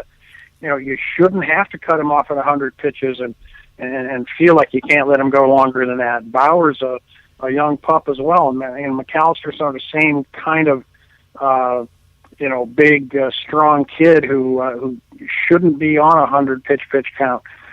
They can give you more, and then, like you say, I think Tito's going to probably have to start demanding and asking more of them than that if we're not going to burn out this pen. For sure. And now I want to go back. We were talking about Carrasco. I found what I was looking for in my notes here. That is the first 2-inning plus save in a 1-run game for the Tribe since Rod Nichols back in 1991. So that'll take you back a little bit there, man, doing those final 2.1 innings for Carrasco. But check it out. Here's what I was looking for. 12 games that he's played in the bullpen since they made the change. He's given up only 5 earned runs in 21 innings, a 2.1 ERA, 20 Ks, 5 walks, and in his last 6 appearances, 1 earned run, 12 innings, 13 strikeouts. He's definitely got confidence in this role that he's in right now, for sure. Yeah, it's great to see, and you knock on wood and you hope it continues, and just like I said, if he can just give Allen and/or Shaw a day off every third day or something, you're going to probably use Axford the same kind of way. Lowe, probably a guy that's going to be a 6th or 7th inning guy for you if he even hangs around very long. Rod Nichols, wasn't he a side armor? No, I don't believe so. Rod Nichols was kind of a straight up. Do you wear glasses? Power right-hander kind of guy. I think you might be thinking of somebody else. I don't think Rod Nichols did wear glasses. I know he was. Google searching him. If I'm not mistaken, he was an Indians draft choice, a relatively high draft choice, and had a few cups of coffee in the big leagues. But I don't think he ever really. I think he was. He did. At one time, his starter. baseball card. I'm looking at it. I used to have his rookie card. He does. Oh, okay, so those big. He did wear glasses. I don't think those he was 80s a side glasses armor, though. He's got those 80s glasses, the big ones like my dad used to wear. Those, I can't describe them, but if you look at them, you go, oh, yeah, that's what glasses look like in the 80s, They really big. Anyways, I'm looking. I just remember him now. Yes, that's who I remember. I do remember Rod Nichols, most definitely. Anyways, so you never know what we're going to talk about here, man. I love Google. You can find anybody, past or present. You can go find them in that's 2 right. seconds there. But, wow, that 1991, man. Amazing. The art of the. You know what? I'll ask you. Ron asked me the other day. He brought up Paul Ossenmacher the other day and said, hey, that's the last guy that he could think of that kind of specialized in that, kind of doing that long save type multiple inning thing or whatever. I couldn't think of anybody since then. He was asking me the other day, can you? Like a long reliever type like guy? Somebody, yeah, like your 2-3 inning long guy at the end of the game. I said, man, it's been so long since it's been so specialized for so long that there's not a lot of guys that did that, Well, I remember they used to get a few innings work out of Eric Plunk. I mean, yeah, Plunky. He was a guy that was a big, strong guy that could give you a couple innings at a time. Although he kind of then settled into the 8th inning job, if I recall. Yeah, when they were in their pennant race and the 90s teams there, but he was a guy that was capable of doing that for you for 2 or 3 innings. Yeah, I remember Eric. I liked Eric Plunk too, man. Eric Plunk came up big in some games for some Indians. If you 90s fans back there thinking back, for sure, Plunky was a big part of some of those pitching staffs there. Anyways, so the Indians tonight. You're not tonight. You're tomorrow, right? You're coming up tomorrow. Yeah, I'm going to the day game tomorrow. Yeah, it's a noon start tomorrow. Tonight, GV artwork, T-shirt design, and 10,000 fans. It's a cool looking shirt too. I don't know if you've had a chance to see it, but it's the traditional Cleveland that I love. But in the letters, it's got a lot of different montages of Indians. Players and photos and stuff. It's a pretty cool shirt. Justin Masterson, C.J. Wilson. I like C.J. Wilson. C.J. Wilson can play, man. I've always liked him pitching for the Angels. Lefties, we know, a little bit tougher for the Indians here, so it's going to be a tough matchup tonight. Should be a decent Wednesday night crowd, but Masterson and Wilson, a good matchup, but, lefties been tough on the Indians, so we'll have to see what they can do. Yeah, no doubt. By the way, what was the attendance last night? I did not see that. Let me see. I've got it from the Indians here. Post-game attendance was 14,639. That's two games of 14. Now, you got a team that's won 8 straight or 9 straight home games, and it was and you come home after a long road trip, and you get 14 and 14 on the successive nights. It's just disheartening. I don't know. We talk about it till we're blue in the face, until everybody's sick of hearing about it. But it's just it is. I just asked because I was hoping you were going to tell me it was 22 or something. No. But, didn't you see the footage last night of the home run ball and the giant empty section of seats as fans were searching everywhere? No luck. Yeah, they never did find it. Ball. Nobody's been able to find the home run hit, the foul ball, hit by Raul Ibanez last night. Still looking for that thing, but only again, basically identical attendance the first 2 nights of the series there. And I think it's funny too. I just noticed that they actually noted plus 300 canines in parentheses next to the attendance there, so pushes it up to almost 15,000 when you include the dogs that were in the house. Count the dogs. If you count the total legs, you can probably get over 15. Yes, you count the total legs, and we're closing in on 15.5, baby. We're going for it. Oh, brother! It's gone to the dogs, Dan. It's gone to the dogs. That's right. It's come to this. We're Puppy Palooza.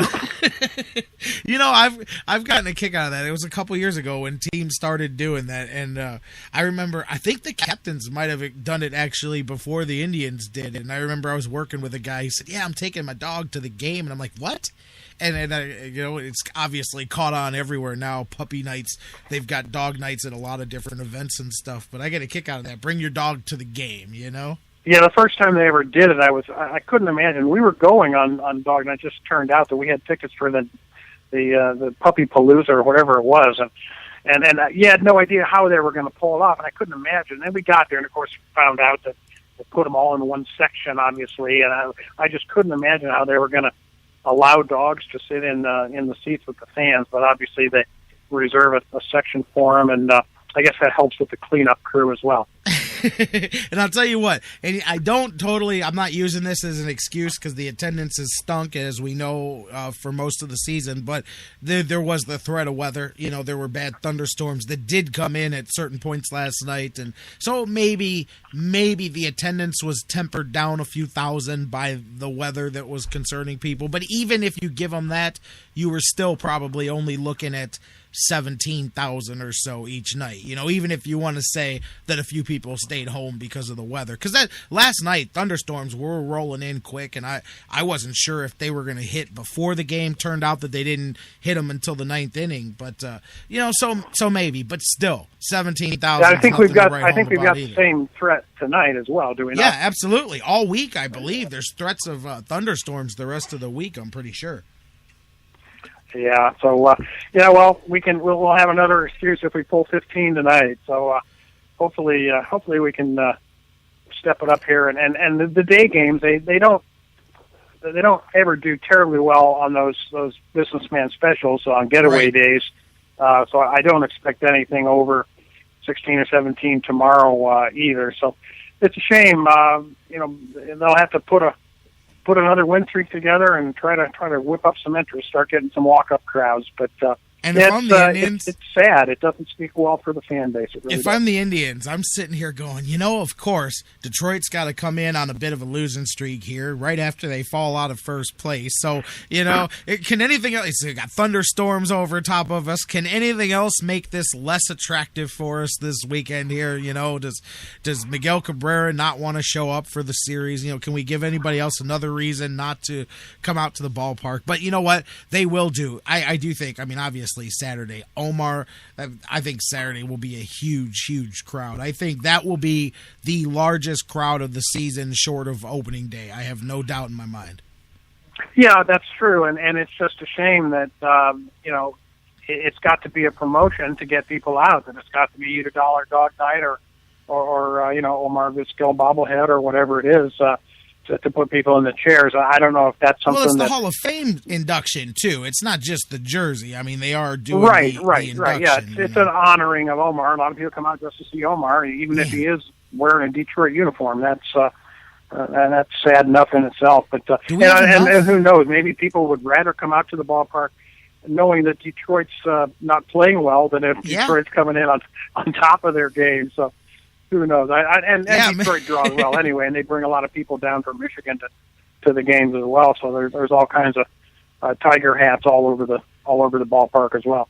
Yeah, you know that because it's only that little 2.5 hour drive there or whatever. Pitching matchups for this weekend are too. I talked about they're good. Purcello earlier, him and Kluber. Friday night, you got fireworks. That'll be a good one there. But in Dollar Dog, so Friday night should be good. But that's a good pitching matchup there with those two. Bauer and Verlander on Saturday for the Hall of Fame and the Omar Day, and then Tomlin and Max Scherzer on Sunday. So those are some good matchups there. It should be some good baseball played over the weekend. Yeah, no doubt. I think those matchups are good, and especially when you look at the fact that Verlander and Scherzer, neither of them are. Well, Scherzer's 8-3, but Verlander is 6-7. So we're really looking at their two best pitchers right now in Porcello and Scherzer, with Verlander in the middle, and he's no bargain because he's always going to give you a gutty performance. So. Yeah, but you gotta like those matchups, and obviously, hopefully, they can continue to play some solid baseball. I mean, the bad defense came out again last night. I think they had gone 3 games without an error, if I'm not mistaken. Yeah. Until last night, and it continues to rear its head. We're not on quite the record-breaking error pace that we've seen in the first 50-some games of the season. They've cleaned it up a little bit lately, but like we've talked about before, Jerry, it's not something you can fix by waving a magic wand or playing different players. If your infielders aren't good defenders. And speaking of that, by the way, it didn't take it was in the middle of last night's game after Cabrera couldn't pick a ball up that the tweet started, is it time? The time to move Cabrera? I mean, typically they were coming up to the All-Star break when trades normally happen and trading deadline or whatever. And you've got Lindor having a big season down in Akron. And is it time? What's your take on that? Cabrera just seems like so many of the errors are just errors of concentration as opposed to physical errors or bad hops or whatever. Seems like he's maybe trying to take it a little bit too fast and loose, and he looks relaxed out there. But I don't know. You think the speculation a contract year for him, speculation about being traded, might be playing with his defense, or is it just a complete lack of concentration and not focusing enough? If so, is it time to move him out? It's got to be a focus thing because he's one that I refer to when I talk about a guy who will slap some leather on certain plays and you just go, wow, that was great. And then, he'll pick up a grounder and lose the ball on the transfer. I'm telling you, some of these mistakes the Indians make, I've got 2 kids in Little League. And for those of you that don't, let me just tell you, it's like watching the Bad News Bears all the time. Like, hey, the kids are having fun and who cares who wins or loses, but if you're actually sitting there watching the game for 3 hours, I mean, these guys can turn a bunt into an inside the park home run sometimes. It's amazing to watch it happen. And so I jokingly see some of the same mistakes and I'm like, man, I guess I can't say too much because the Indians did that same thing there, But it's got to be when you watch some of the because sometimes Asdrubal plays some good defense, and then sometimes you just see those basic mistakes, And so I don't know if it's both. I don't think that he was ever the knockdown, drag-out defender throughout his entire career. He was obviously propped up by his offensive production, but he was, at least adequate. He's definitely regressing in that mode there, but I think any time a guy is capable of greatness and terribleness in the same thing, that there has to be a reason for that inconsistency. With him, it's got to be concentration because you can't be good enough to make some of the plays that we've watched him, Dan. We've seen Asdrubal make some plays where you go, damn, Asdrubal, all right, but then... Oh, yeah, and in previous years, I don't think it's ever been this bad. I don't think it's ever been... This is worse. Where he's not making the routine play. Yes. It's not as though he's making errors on tough chances or however. He's kicking routine balls because it looks like he's just being a little bit too blasé about it sometimes. And it's not something we've seen from him over the course of his career. He's always been an average to above average defensive player, good range, good arm, and he made the routine plays. This year he's kicking routine balls much more, it seems to me, than we've ever seen in the past. And I've got to believe that it has to be a mental thing, because physically he's got all the capability and he's always been a good defender. I'm 100% in agreement with you, and I think it's definitely a concentration thing, no doubt about it.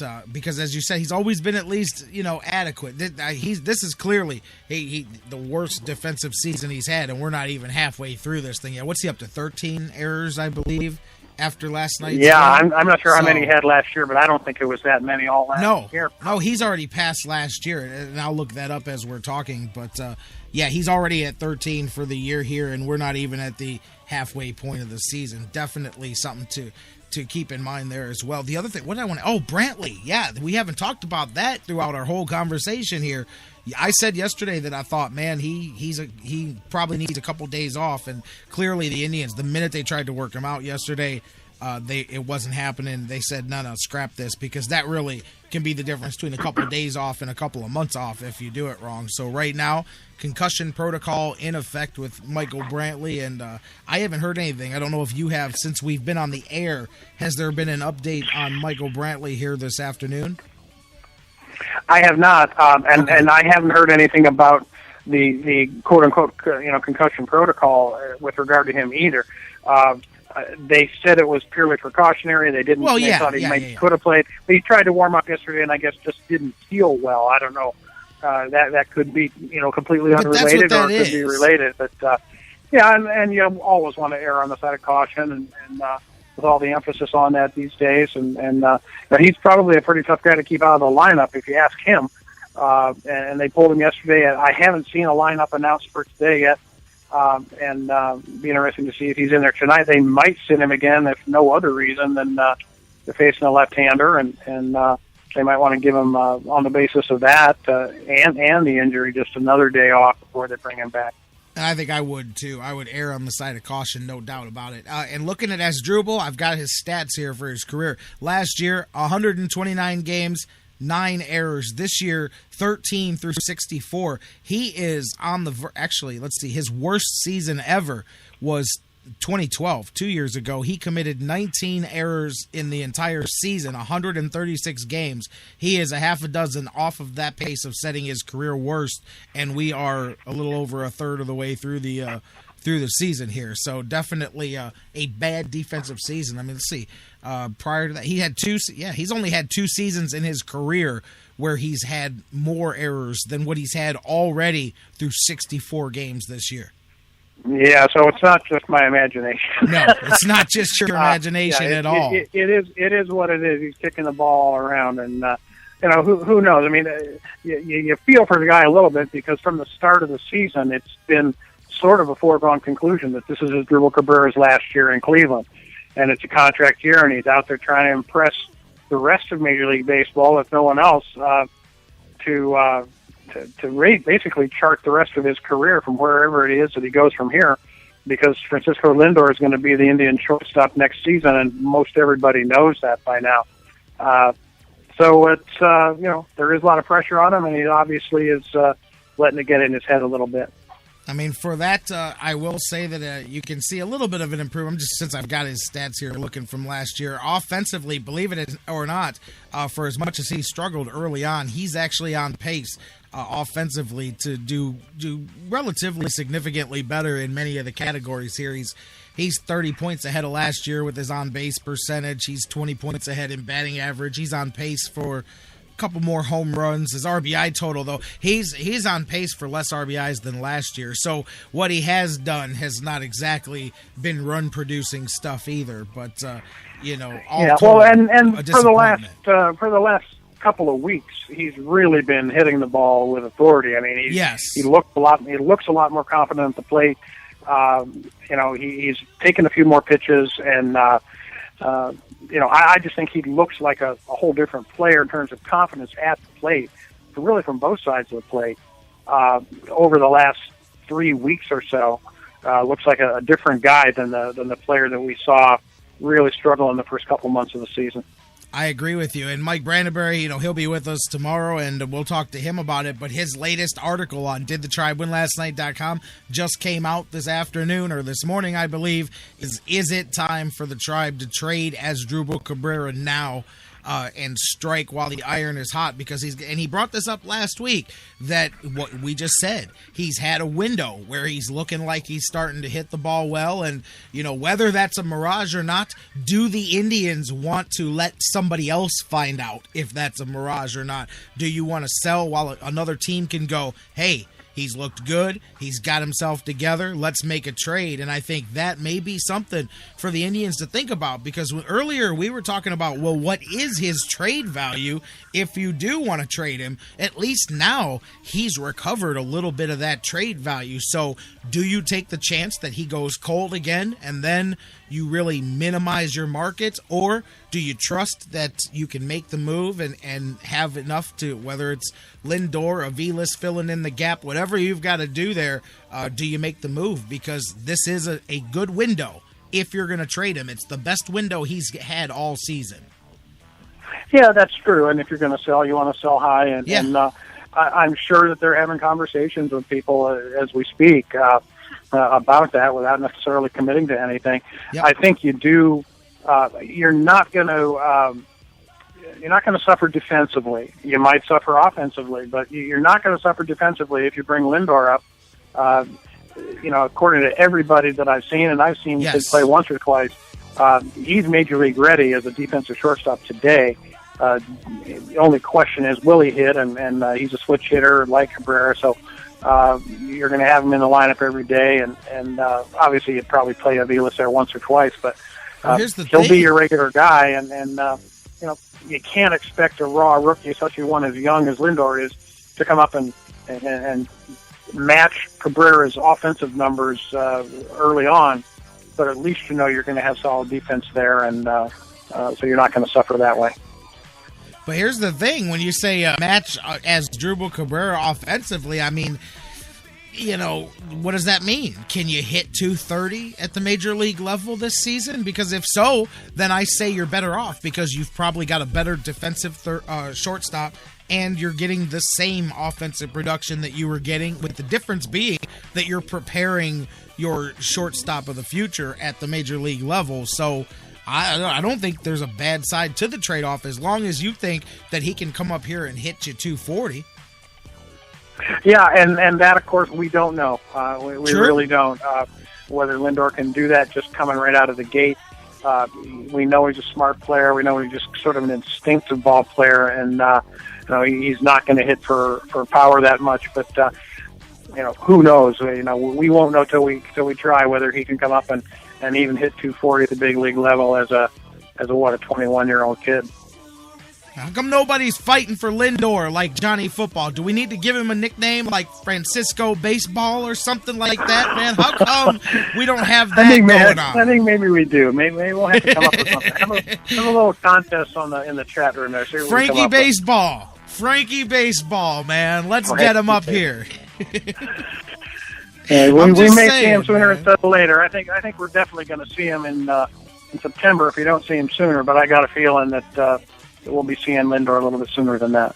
I agree with you, too. And Bruce in the chat room dropped me a note there. Latest on the testing of Michael Brantley, all clear. Looks like he's going to be in the lineup tonight. So hopefully he plays and there's no, bad feelings, anything there. And he's able to jump right back in there, because, that's the thing that worried me, is that I'm like, man, okay, you tweak a certain body part, you know what's wrong and how to fix it. But, when you get to the head injuries, that's always a kind of a cloudy judgment on how long to fix it, if it gets, all of that. So good to see, hopefully, that he can get back out there tonight and play. Speaking of Bruce, let me run this one thing by you. Let's see if Bruce can do this without going to the internet. We're trivia. He was asking for some trivia the other day, and all right. So here's something for Bruce. And I normally like to just disqualify Bruce right at the outset. Let someone else have a shot at it, because he always gets me. But here's one for you. The Indians, Kenny Lofton, in late 90s there, broke the all-time career record for stolen bases for the Cleveland Indians. whose record did he break? Whose record did Kenny Lofton break? See if he can do that without going to Google.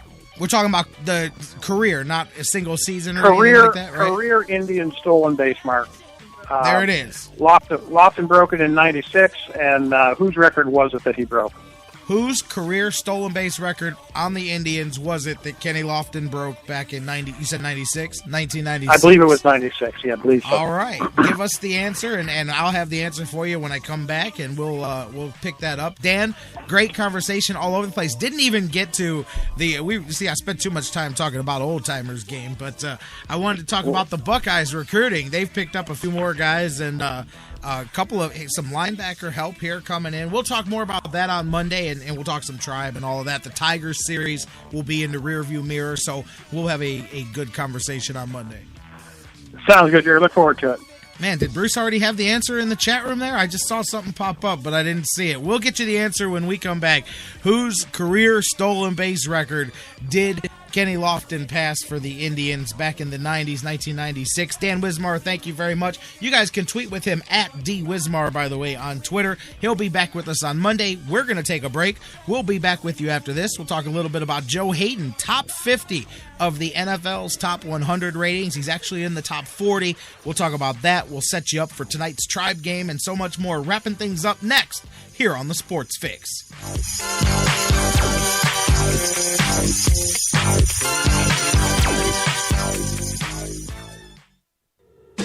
The Sports Fix, your choice for intelligent talk. That was wonderful. Bravo! I loved that. Oh, it was great.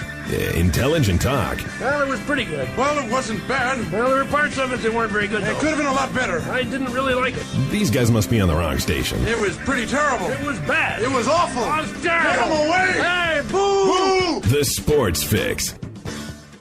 Before we go to the break, guys, I want to talk to you just a second about our friends at GV Art and Design. Baseball's here once again. Cleveland, of course, excited, and GV Artwork teaming up with the Indians, and they're both going to knock it out of the park this season. And listen to some of the new designs they've got for Cleveland baseball fans everywhere. They've dug out an old classic, and they're bringing the heat with the new Wild Thing, Give 'em the Heater Ricky design. GV Artwork is teaming up with Cleveland fan favorite Michael Brantley and created a custom Dr. Smooth t-shirt. Plus, don't forget, they've got the Cleveland That I Glove collection, new tribal and Cleveland That I Love designs for women, and so much more. You can get GV Artwork designs on the website, gvartwork.com. And don't forget to use the sales code FIX10. That's FIX10, and you'll save 10% on your purchase. Or you can check out their new store in Lakewood on Detroit Avenue. Check them out in the Indians team shops and so much more. Cleveland That we all love, GV Art and Design. It's not just a shirt, it's a statement.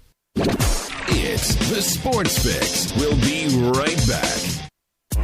No football? No problem at Harry Buffalo North Olmsted. The excitement never stops. Every day of the week brings a different set of food and amazing drink specials. And now,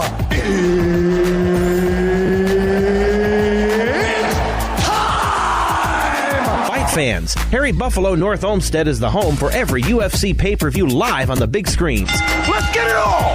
And let's not forget their mouth-watering trademark, the Bison Burger. They sure are good. Nobody does bison like Harry Buffalo. The perfect combination of healthy and delicious. Hey there, eat up, y'all. You's as good church-going folk. Y'all deserve a little treat. What are you waiting for? Get to Harry Buffalo, just outside Great Northern Mall today. Harry Buffalo. Join the herd. Sports Fix listeners, like us on Facebook today. Facebook.com/The Sports Fix. I've been a pro wrestler my whole life, so championship belts have always kind of been a way of life to me. But did you know title belts are quickly becoming the fastest rising and the most popular new way for people to celebrate all kinds of things you never would have thought of before? We use it for our fantasy football league. It's a really cool conversation piece. Office pools, employee of the month, you name it. There's tons of different trophies that you used to buy plaques for. Well, I'm here to tell you about Pro-Am Championship belts, who have the highest quality championship belt with the lowest prices. Replace those old trophies with stock belts on hand that they can customize for as low as $30. Any occasion, celebrations, awards, championships, fantasy leagues, gifts, plus wrestling, mixed martial arts, boxing. If you need championship belts, check them out. Pro-Am Championship Belts, ProAmBelts.com. Look them up on Facebook, Pro-Am Belts. Trust me, nothing says cool like doing the discount double check with a real championship belt. Just ask Aaron Rodgers. Now you too can have one thanks to Pro-Am Championship Belts. Hey, you guys are rocking with Reggie Germany, former wide receiver of the Buffalo Bills and Ohio State Buckeye. You're rocking with the Sports Fix.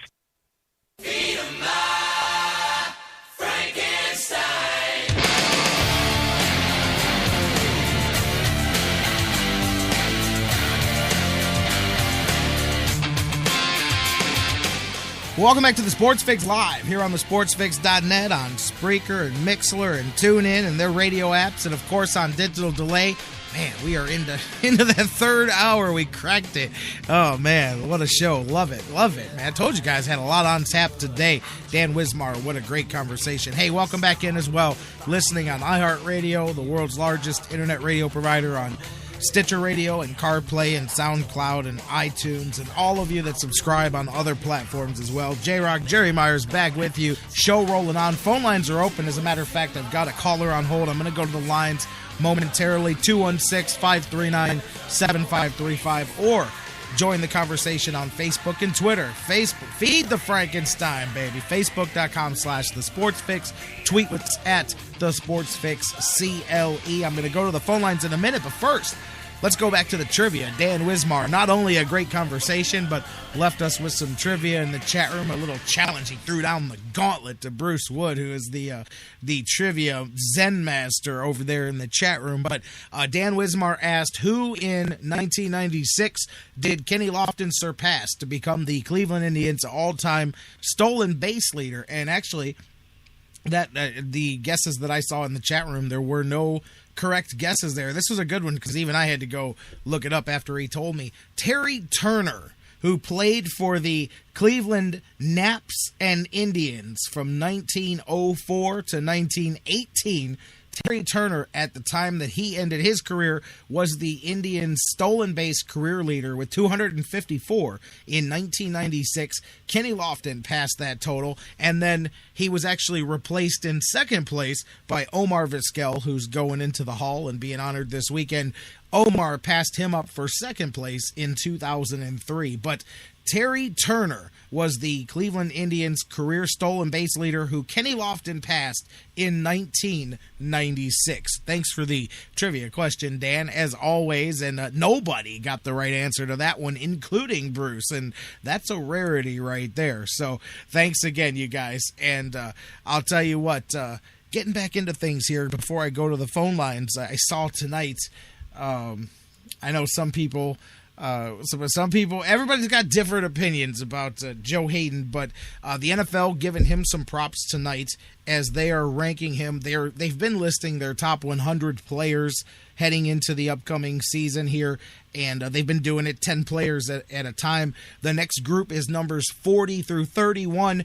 Tonight, somewhere in that group will be Joe Haden. He will be revealed as one of those between 31 and 40 on the list. He is the first Browns player to make the list, and it's also Joe Haden's first time in the top 100 as well. So good for him, and it'll be interesting to see where they rank him in reference to Darrelle Revis, because he's also going to be on tonight's grouping, the 40 through 31 players. It's going to be Joe Haden, Darrelle Revis, Levante David from Tampa Bay, Larry Fitzgerald from the Cardinals, Brandon Marshall from the Bears, Phillip Rivers from the Chargers, Ben Roethlisberger of the Steelers, Aldon Smith of the 49ers, Ndamukong Suh of the Detroit Lions, and Kyle Williams, defensive tackle for the Buffalo Bills. Those will be players 40 through 31 on the list. Joe Haden going to be in there too. It'll be interesting to see which of the two cornerbacks they've got ranked higher. But hey,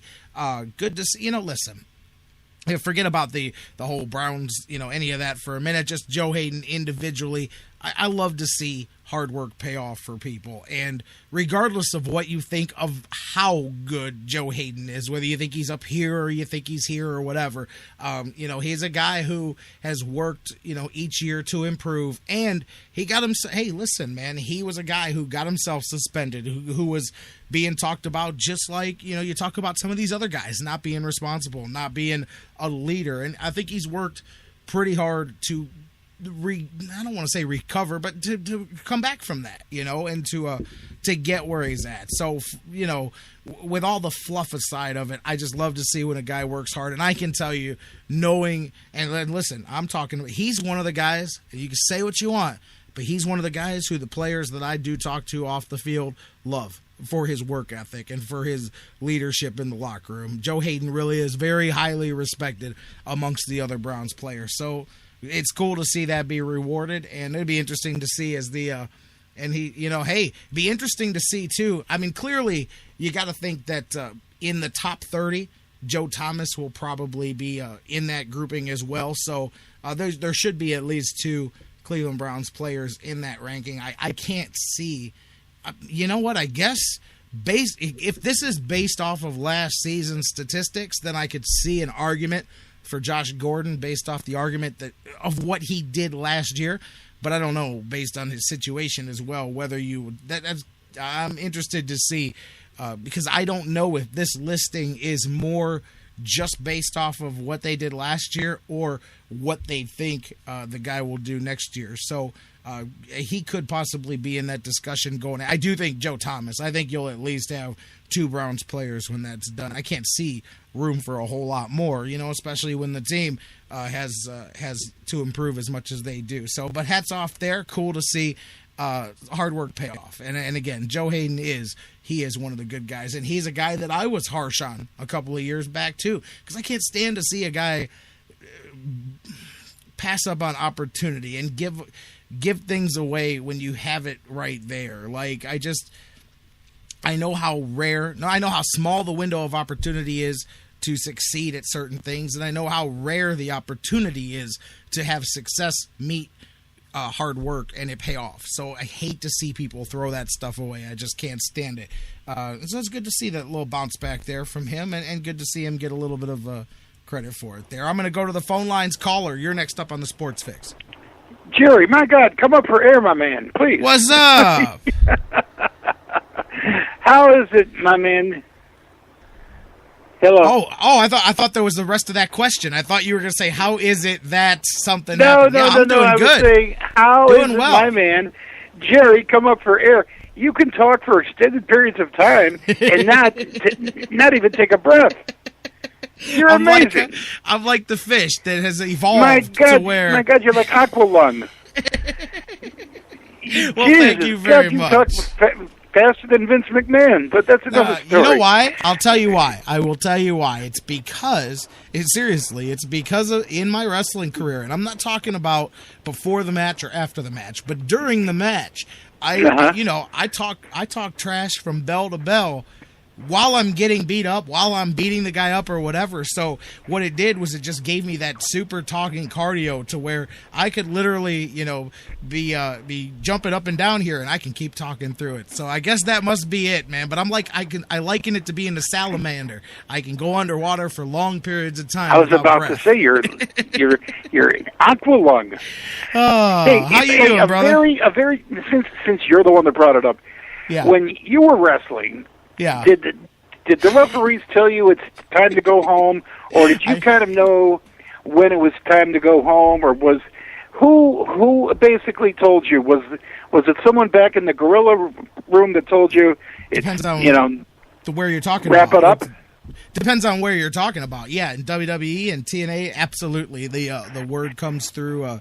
And I've had it both ways. I've been out there and told that I've got 2 minutes, and then I've been told to go 10, and I've been told that I've got 5 minutes, and got out there and they said, you got 30 seconds, take it home. And you're like, wow. But yeah, no, in those promotions, yes, the referee controls that. I'll never, and very, very quickly, I'll never forget Owen Hart was wrestling Austin, and then Austin all of a sudden gets a dinger or, gets a stinger. Yeah. Yeah. Literally, Austin drags Owen Hart back on top of him and says, pin me, or, something like that. Oh, yeah, absolutely. I mean, it was incredible. But where do you think Jordan Cameron, where did they rank him based on last year? Was he even ranked? No, no Indian has been on that list so far. No, Brown, you mean? All right, excuse me, I meant Browns. I was looking at the word Indians on my screen. No Brown has been on the list so far. So clearly all that's left is the top 30. Odds are you're not going to see, like I said, you'll see Joe Thomas. I have no doubt Joe Thomas may make the final, 20 or whatever. But right. I can't see Josh Gordon going on there. So I think that it would just be two Cleveland Browns players there. But no, Cameron, you got to look too. People, I think, get caught up in how his season started last year. Because remember, depending on who the quarterback was how Jordan Cameron showed up. He definitely did not end up with the season statistically that I thought he would, because it started out, especially because they were making up for the lack of Josh Gordon. So he was getting some heavy dosage at first, but you saw it here. I'm pulling up his stats from last year. He was near 1,000 yards, but 900 yards receiving, 7 touchdowns. Definitely for him a breakout season. What do you think the NFL is waiting for as far as going ahead and pulling the trigger on Josh or Stash or whatever the hell you want to call him? I don't know. Why do you think they're not pulling the trigger and saying, a year, half a year, 6 games? What are they waiting for? I got to be honest, I have no idea, because even if you can say, which is what I was told, that they were waiting on the appeals, a lot of times those suspensions are announced and then the appeals are pending, but they still go ahead and announce it. And I don't think it's fair. It's not fair to the Browns. It's not fair to Josh Gordon. It's, and you could say, well, I don't mean it by it's not fair, like whining about it, but the longer you wait, the longer a team has less time to prepare. So luckily for the Browns, they have at least done that. By the way, I did want to bring this up. I did not get to it with Dan Wismar, but Earl Bennett was one of those wide receivers that the Browns brought in. He's already been cut by the team. So clearly, when they brought him in for minicamp, something didn't set right with the Browns there, because they've already released Earl Bennett. So surprising, because you need wide receivers, but you know what? Several of the guys that you haven't heard of really impressed the Browns in the training camp. And Charles Johnson's one guy that they want to get a look at. They also want to look at a couple of those undrafted. Chandler Jones is one that really kind of grabbed some eyes as well. So I think that they think they can do better than Earl Bennett with one of the guys that are going to be a young guy getting an opportunity. Now, if I'm Kyle Orton down in Dallas, yeah, I'm salivating, because he's literally got them by the short hairs. Do you want Brandon Whedon backing up Tony Romo, or are you going to pay me what I'm asking for? I got to be honest with you. I am glad that I don't have to discuss Brandon Whedon anymore, because he is Dallas's problem. So I could care less what they do. But me personally, I hope they start him, because the eyes of the world are on Dallas, and then everybody can see Flipper in action. But if there's anybody that deserves Brandon Whedon, it's Jerry Jones. Let him go. But, I mean, that is the one good thing. Come on, man. Of all the things we could be talking about today, Vic, we could be talking about baseball. Okay, now, we could be talking about Cavs. I'm going to – this is it. I've tried, and you heard my earlier taped message. I've had it. I've tried to give young Johnny Party Boy the benefit of every doubt. Now, let me get this off my chest. Yes. I've tried to give him every benefit of the doubt. He's 21, he's young, he wants to have fun. Boys just want to have fun, blah, blah, blah. When I see this punk, and pardon my language now, with a wad of cash pretending it's a telephone, with girls and basically their bras or bikinis, what the hell have you, which, nothing wrong with that. But when you're the now new face of the franchise, you're a role model to kids. All these middle-aged men are living vicariously through Johnny Football. This is now Johnny $8 million Cleveland Brown football player. He's not Johnny Party Boy. We all can't live vicariously through Johnny Manziel anymore, although we'd all like to be Johnny. Johnny better grow the hell up or he's going to party himself out of the league. I thought, okay, he's on a rubber duck with a bottle of Dom. Hallelujah, he's having fun. But this has become a weekly event almost. Every other week, there's a photo op. Then all of a sudden, someone from the Browns, a light finally goes on in their head, and let's say, let's have Johnny go to the zoo and get a picture of Johnny with, kids in at the zoo, blah, blah, blah. If you all know this is a promoted thing. Let me tell you the truth about that. Hang on. Hey, Vic, let me tell you the truth about the zoo thing, just because I am privy to all the emails from the Browns. So when they schedule those, I can honestly tell you that I actually got the email from the Browns in advance of that, about a week before. All of the undrafted free agent rookies and all of the drafted rookies were a part of the zoo thing, by the way. But every one of those things that they do, I actually get the release about it. So I could tell you a week in advance when they're going to head out there and go to those things. So it wasn't a reaction to the video. No, but what I'm saying is you didn't see any other rookie picture. This made the front page of the Plain Dealer. Johnny Football at the zoo. But here's the thing, Vic. He's throwing more money around than passes right now. Let me jump in. Here's the thing that I will agree with. Again, I talked about a lot of this the other day, Monday, when we came back. And again, I'm with you from the aspect of down the road, if you see that it has turned into things, that's different. It is a warning sign more than anything else. But forget that part of it. You brought up one thing there when you talked about the video. And I will say that of all the people that have interacted with us this week, the biggest complaint that I got was not about, it wasn't even about the drinking. Because it was dropping the F-bomb. Yes, and it was what you said, and this is the truth. This is the biggest complaint that I've gotten from Browns fans was my son or my daughter follows a lot of the Browns players on Instagram and Twitter. And trust me, I heard the same thing when Devon Best sends stuff out and when everybody else does it too. But it was the video, it was the fact that and it's different than a defensive lineman or a linebacker or a fullback, or the quarterback position's more delicate. So I will say, and you're not being fair to the opposite perspective if you're a Johnny Football guy, if you don't agree that from that aspect, he does need to be mindful of things like that, because you can say it sounds all sappy and cliche, but everywhere you turn, there is some 6-year-old or 8-year-old or 10-year-old with a number 2 jersey, or whose dad says, he's been a lifelong Browns fan, who says, all right, Johnny Football. And let's just pretend that that's their first experience with him. I mean, very quickly, a stupid thing that he's just got to learn. I'm not saying don't do them. Don't do them and put them on Instagram and on Twitter and all of that. Jerry, this is what I'm trying to say. He now has a duty and an obligation to the Cleveland Browns organization. He's the new face of the franchise, good, bad, or indifferent. You can't, and he's got to realize this. But and, he will. And shame on the people that are supposed to be advising him. His father, his handlers, his PR people. Is it good PR to have a lot of cash, pretending it's a telephone dropping an F-bomb?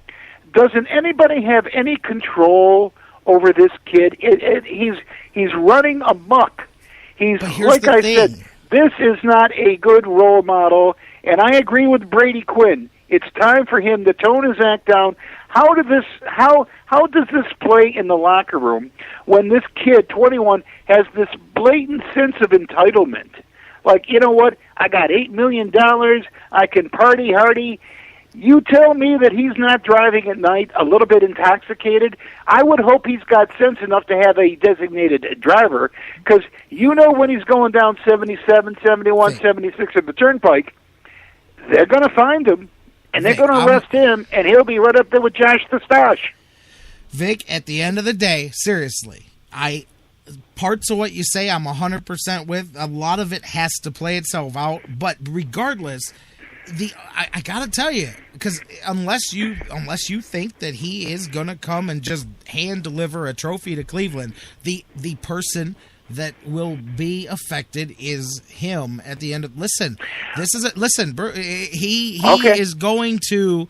He is going to either, first off, he may come into training camp and just blow the world away, in which at that case you go, oh, hell, man, this guy can go out every weekend and still play football. I don't think that's going to happen. I'm just saying that's option number one. Option number two is that he's not prepared and that he loses the competition with Brian Hoyer. And I got to say, I think a guy with an ego, any quarterback, NFL starting quarterback, has a huge ego, and I have no doubt in my mind that John Manziel believes that he's going to be the starting quarterback for the Browns, that he's better than Brian Hoyer. To me, there's no better life lesson for a quarterback than for him to be sitting at home going, how in the hell did I not beat that guy? And then you either wake up or you don't. But this is all stuff that everybody's got to relax. Let's paint another picture. Johnny Football has obvious talent. Let's say that he beats out Brian Hoyer. And Johnny Ego becomes even bigger, Johnny Ego. And he goes out and he thinks he's Teflon. Nothing's going to stick to me, by God. I can go out and I can play football and I can party until the 2, 3, 4 in the morning.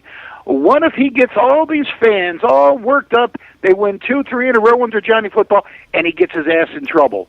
He'll become Johnny Disappointment. Well, that happens in a lot of cities. A lot of players go out and get themselves in trouble. Why doesn't somebody drag him out of harm's way? Why doesn't somebody with experience that has been there, done that, and say, hey, Johnny, these are the pitfalls. Why is nobody telling him this?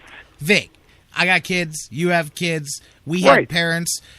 Could your parents stop you if you were going to do something? Could they warn you, or could they stop you? Could you? You know what I mean? You can right out of high school. I'm just saying. I was the official photographer for the Cavaliers, the Coliseum, Michael Stanley Belkin. I know. This is why I'm kind of preaching to the choir. My father tried to tell me. Matter of fact, my father, when I was 26, said, "Look at you. You look like Keith Richards. Party every night, girls, blah, blah, blah. Settle the hell down."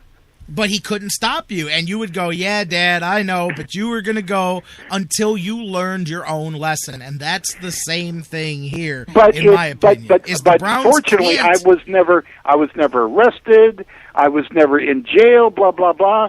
And God knows, it's not like I made a lot of money, but back then I made a pretty, for an 18-year-old kid, I was living high, literally. But what I'm saying is, I knew where to draw the line. Number one, my father was the mayor of the town also, so I knew I could not get in trouble. but I still had a good time. But he's making now $8 million. He's the franchise face of the franchise. Certainly to God, either his father or someone from the Browns has to reel him in. Every weekend, it can't be a different party. You threw out that $8 million. In the NFL, he's making peanuts. There's long snappers that are making as much money as he is. But to a 21-year-old kid, and you and I both he doesn't need the money, though. You're forgetting, Vic. He's probably making that double in endorsements. He doesn't need the money from endorsements or football. It's one of the reasons that he's a spoiled brat party animal, and that's nothing against. Hey, it's what comes from being wealthy. His family is well off. He has never had to worry for himself. So that's part of that. It's where the entitlement comes from. It doesn't matter because he's just got to grow up. But here's the thing: if he doesn't, then he'll be a washout in 2 years, and we won't be talking about him anymore. So it's all in his hands. You know what I mean? Like, it's up to him.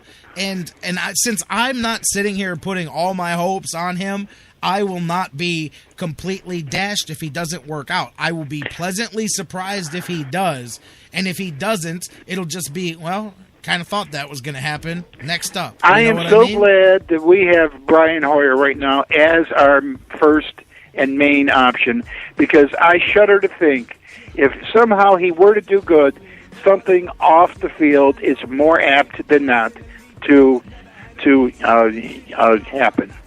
For sure. Listen, I understand you, and I said that one of the reasons that the Browns could take the risk on Johnny Manziel because of the off-the-field stuff was having Brian Hoyer, because he's a steadying, calm person. That's all. Right. This has nothing to do with results on the football field. But if you're Pitton, or I don't really like the way that Pitton is doing this. Oh, boys will be boys, and a 21-year-old boy will be a boy. Pitton needs to take him basically, to the woodshed and said, "Son, this is not going to happen anymore." But here's the thing. Again, it's like your dad. You can only say it. You can't follow him. You can't monitor him. You can't stop him. And I'm just telling you that you can't do anything but warn and watch. And we'll see. Listen, maybe when he hits training camp, he becomes Johnny studying, Johnny serious. He still, in my opinion, set himself back. But regardless, maybe he becomes Johnny model citizen. I don't know. This is where an old grizzled mind like Jim Brown, and I don't even know if he's on the payroll anymore, but this is where an old grizzled pro like Jim Brown can drag him inside and coming from Jim Brown, it's got to take a little bit of credence and a lot of credibility, and saying, son, this is the pitfalls, this partying and these women and blah blah blah. One leads to this, can lead to this, can lead to this. Maybe I would assume someone's already had a little father-son talk with this guy. But again, it's just like you said. Sometimes they have to learn by falling flat on their face, and I see him having to fall flat on his face for him to learn a lesson. You're exactly right, J-Rocc. You know what I mean? And then it will all wash out the way it's going to wash out. But I mean, I think of my own life, and brother, there's some things that I did over the years that I am definitely not proud of. You know what I mean? Like, and no, sure. There's times that if you were to say, "Hey, do you remember doing this?" and I'd be like, "Wow, I wish you didn't bring that up because I'm embarrassed I was even there." But if I didn't go through it, if I didn't suffer, if I didn't lose things, listen, man, I've lost money, I've lost career opportunities, I've made mistakes along the way, and to me, without making those mistakes, I don't become the person that I am sitting here right now. And I think that everybody's got to go through that. The only difference is that he's making his journey, I guess, if you want to put it, public, and everybody is watching it go along, which is the dumb part of it. But dude, he's just like you, me, and any other person at that age, except with a whole lot of money. He's either going to turn it around. Exactly. He's either going to turn it around, and we're all going to say, "Hey, look at the difference. The guy's, kick-ass quarterback." You know what? Or he's going to wash out. I hear all these guys that are your age, my age, 30s, 40s, 50s. They're trying to live vicariously through this kid. Oh, he's 21.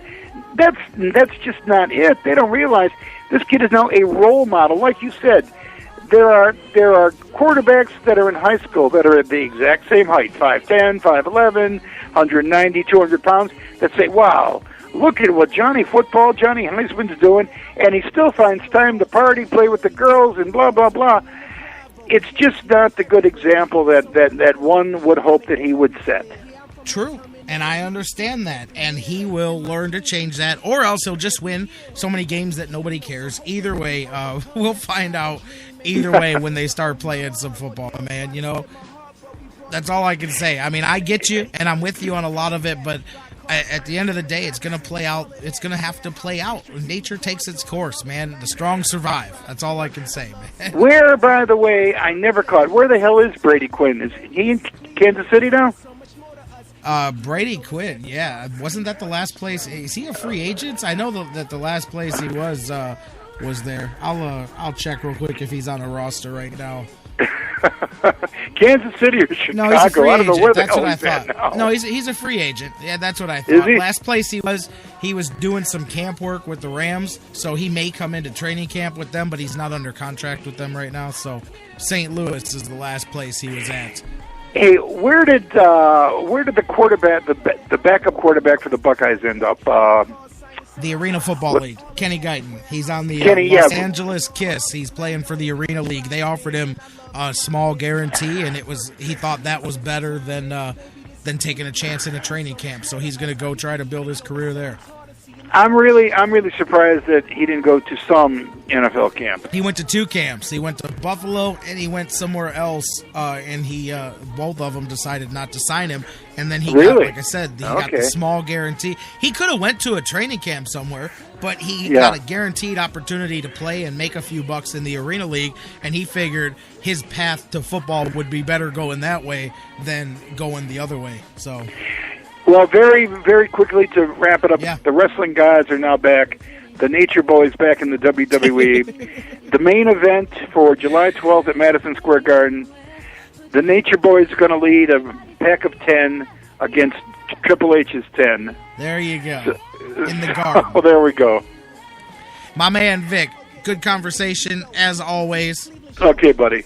I appreciate it. The mayor. We'll open the phone lines back up for you guys tomorrow. We'll get back at it tomorrow. We're going to call this one a day. The Indians tonight, GV Art and Design Night. 10,000, first 10,000 will win one of those incredibly awesome GV Artwork Cleveland that I love. Special Indians themed T-shirts that they're giving away tonight. The Indians and Justin Masterson looking to take the win here. Game 3 of this 4-game series with the Angels. Hopefully they can keep that long ball down. Mike Trout went to town yesterday. I'm telling you, Cole Calhoun, man. It's just spelled cool. He's got that baseball player, that cool baseball player name. Anyways, let's hope he doesn't go 4 for 5 again tonight. Masterson, C.J. Wilson should be a good one tonight. Lefties, tricky for the Indians. Tomorrow, that businessman special, going right up against the Sports Fix. Zach McAllister and Garrett Richards. So we'll talk about that tomorrow here, whatever happens tonight. Mike Brandenberry from DidTheTribeWinLastNight.com will be here. We'll talk about his latest article. Is it time for the Indians to take advantage of the window of opportunity to trade Asdrubal Cabrera? We'll talk about that. We'll preview the Tigers series and all of that with Mike B. So much more. All the usual fun. Where else but right here on the Sports Fix. Same bat time. Same bat channel, baby. Live right here at noon tomorrow. So have fun tonight. Go Tribe. Take on those Angels. We'll see you tomorrow live right here on the Sports Fix. We love you, Cleveland. We'll see you tomorrow.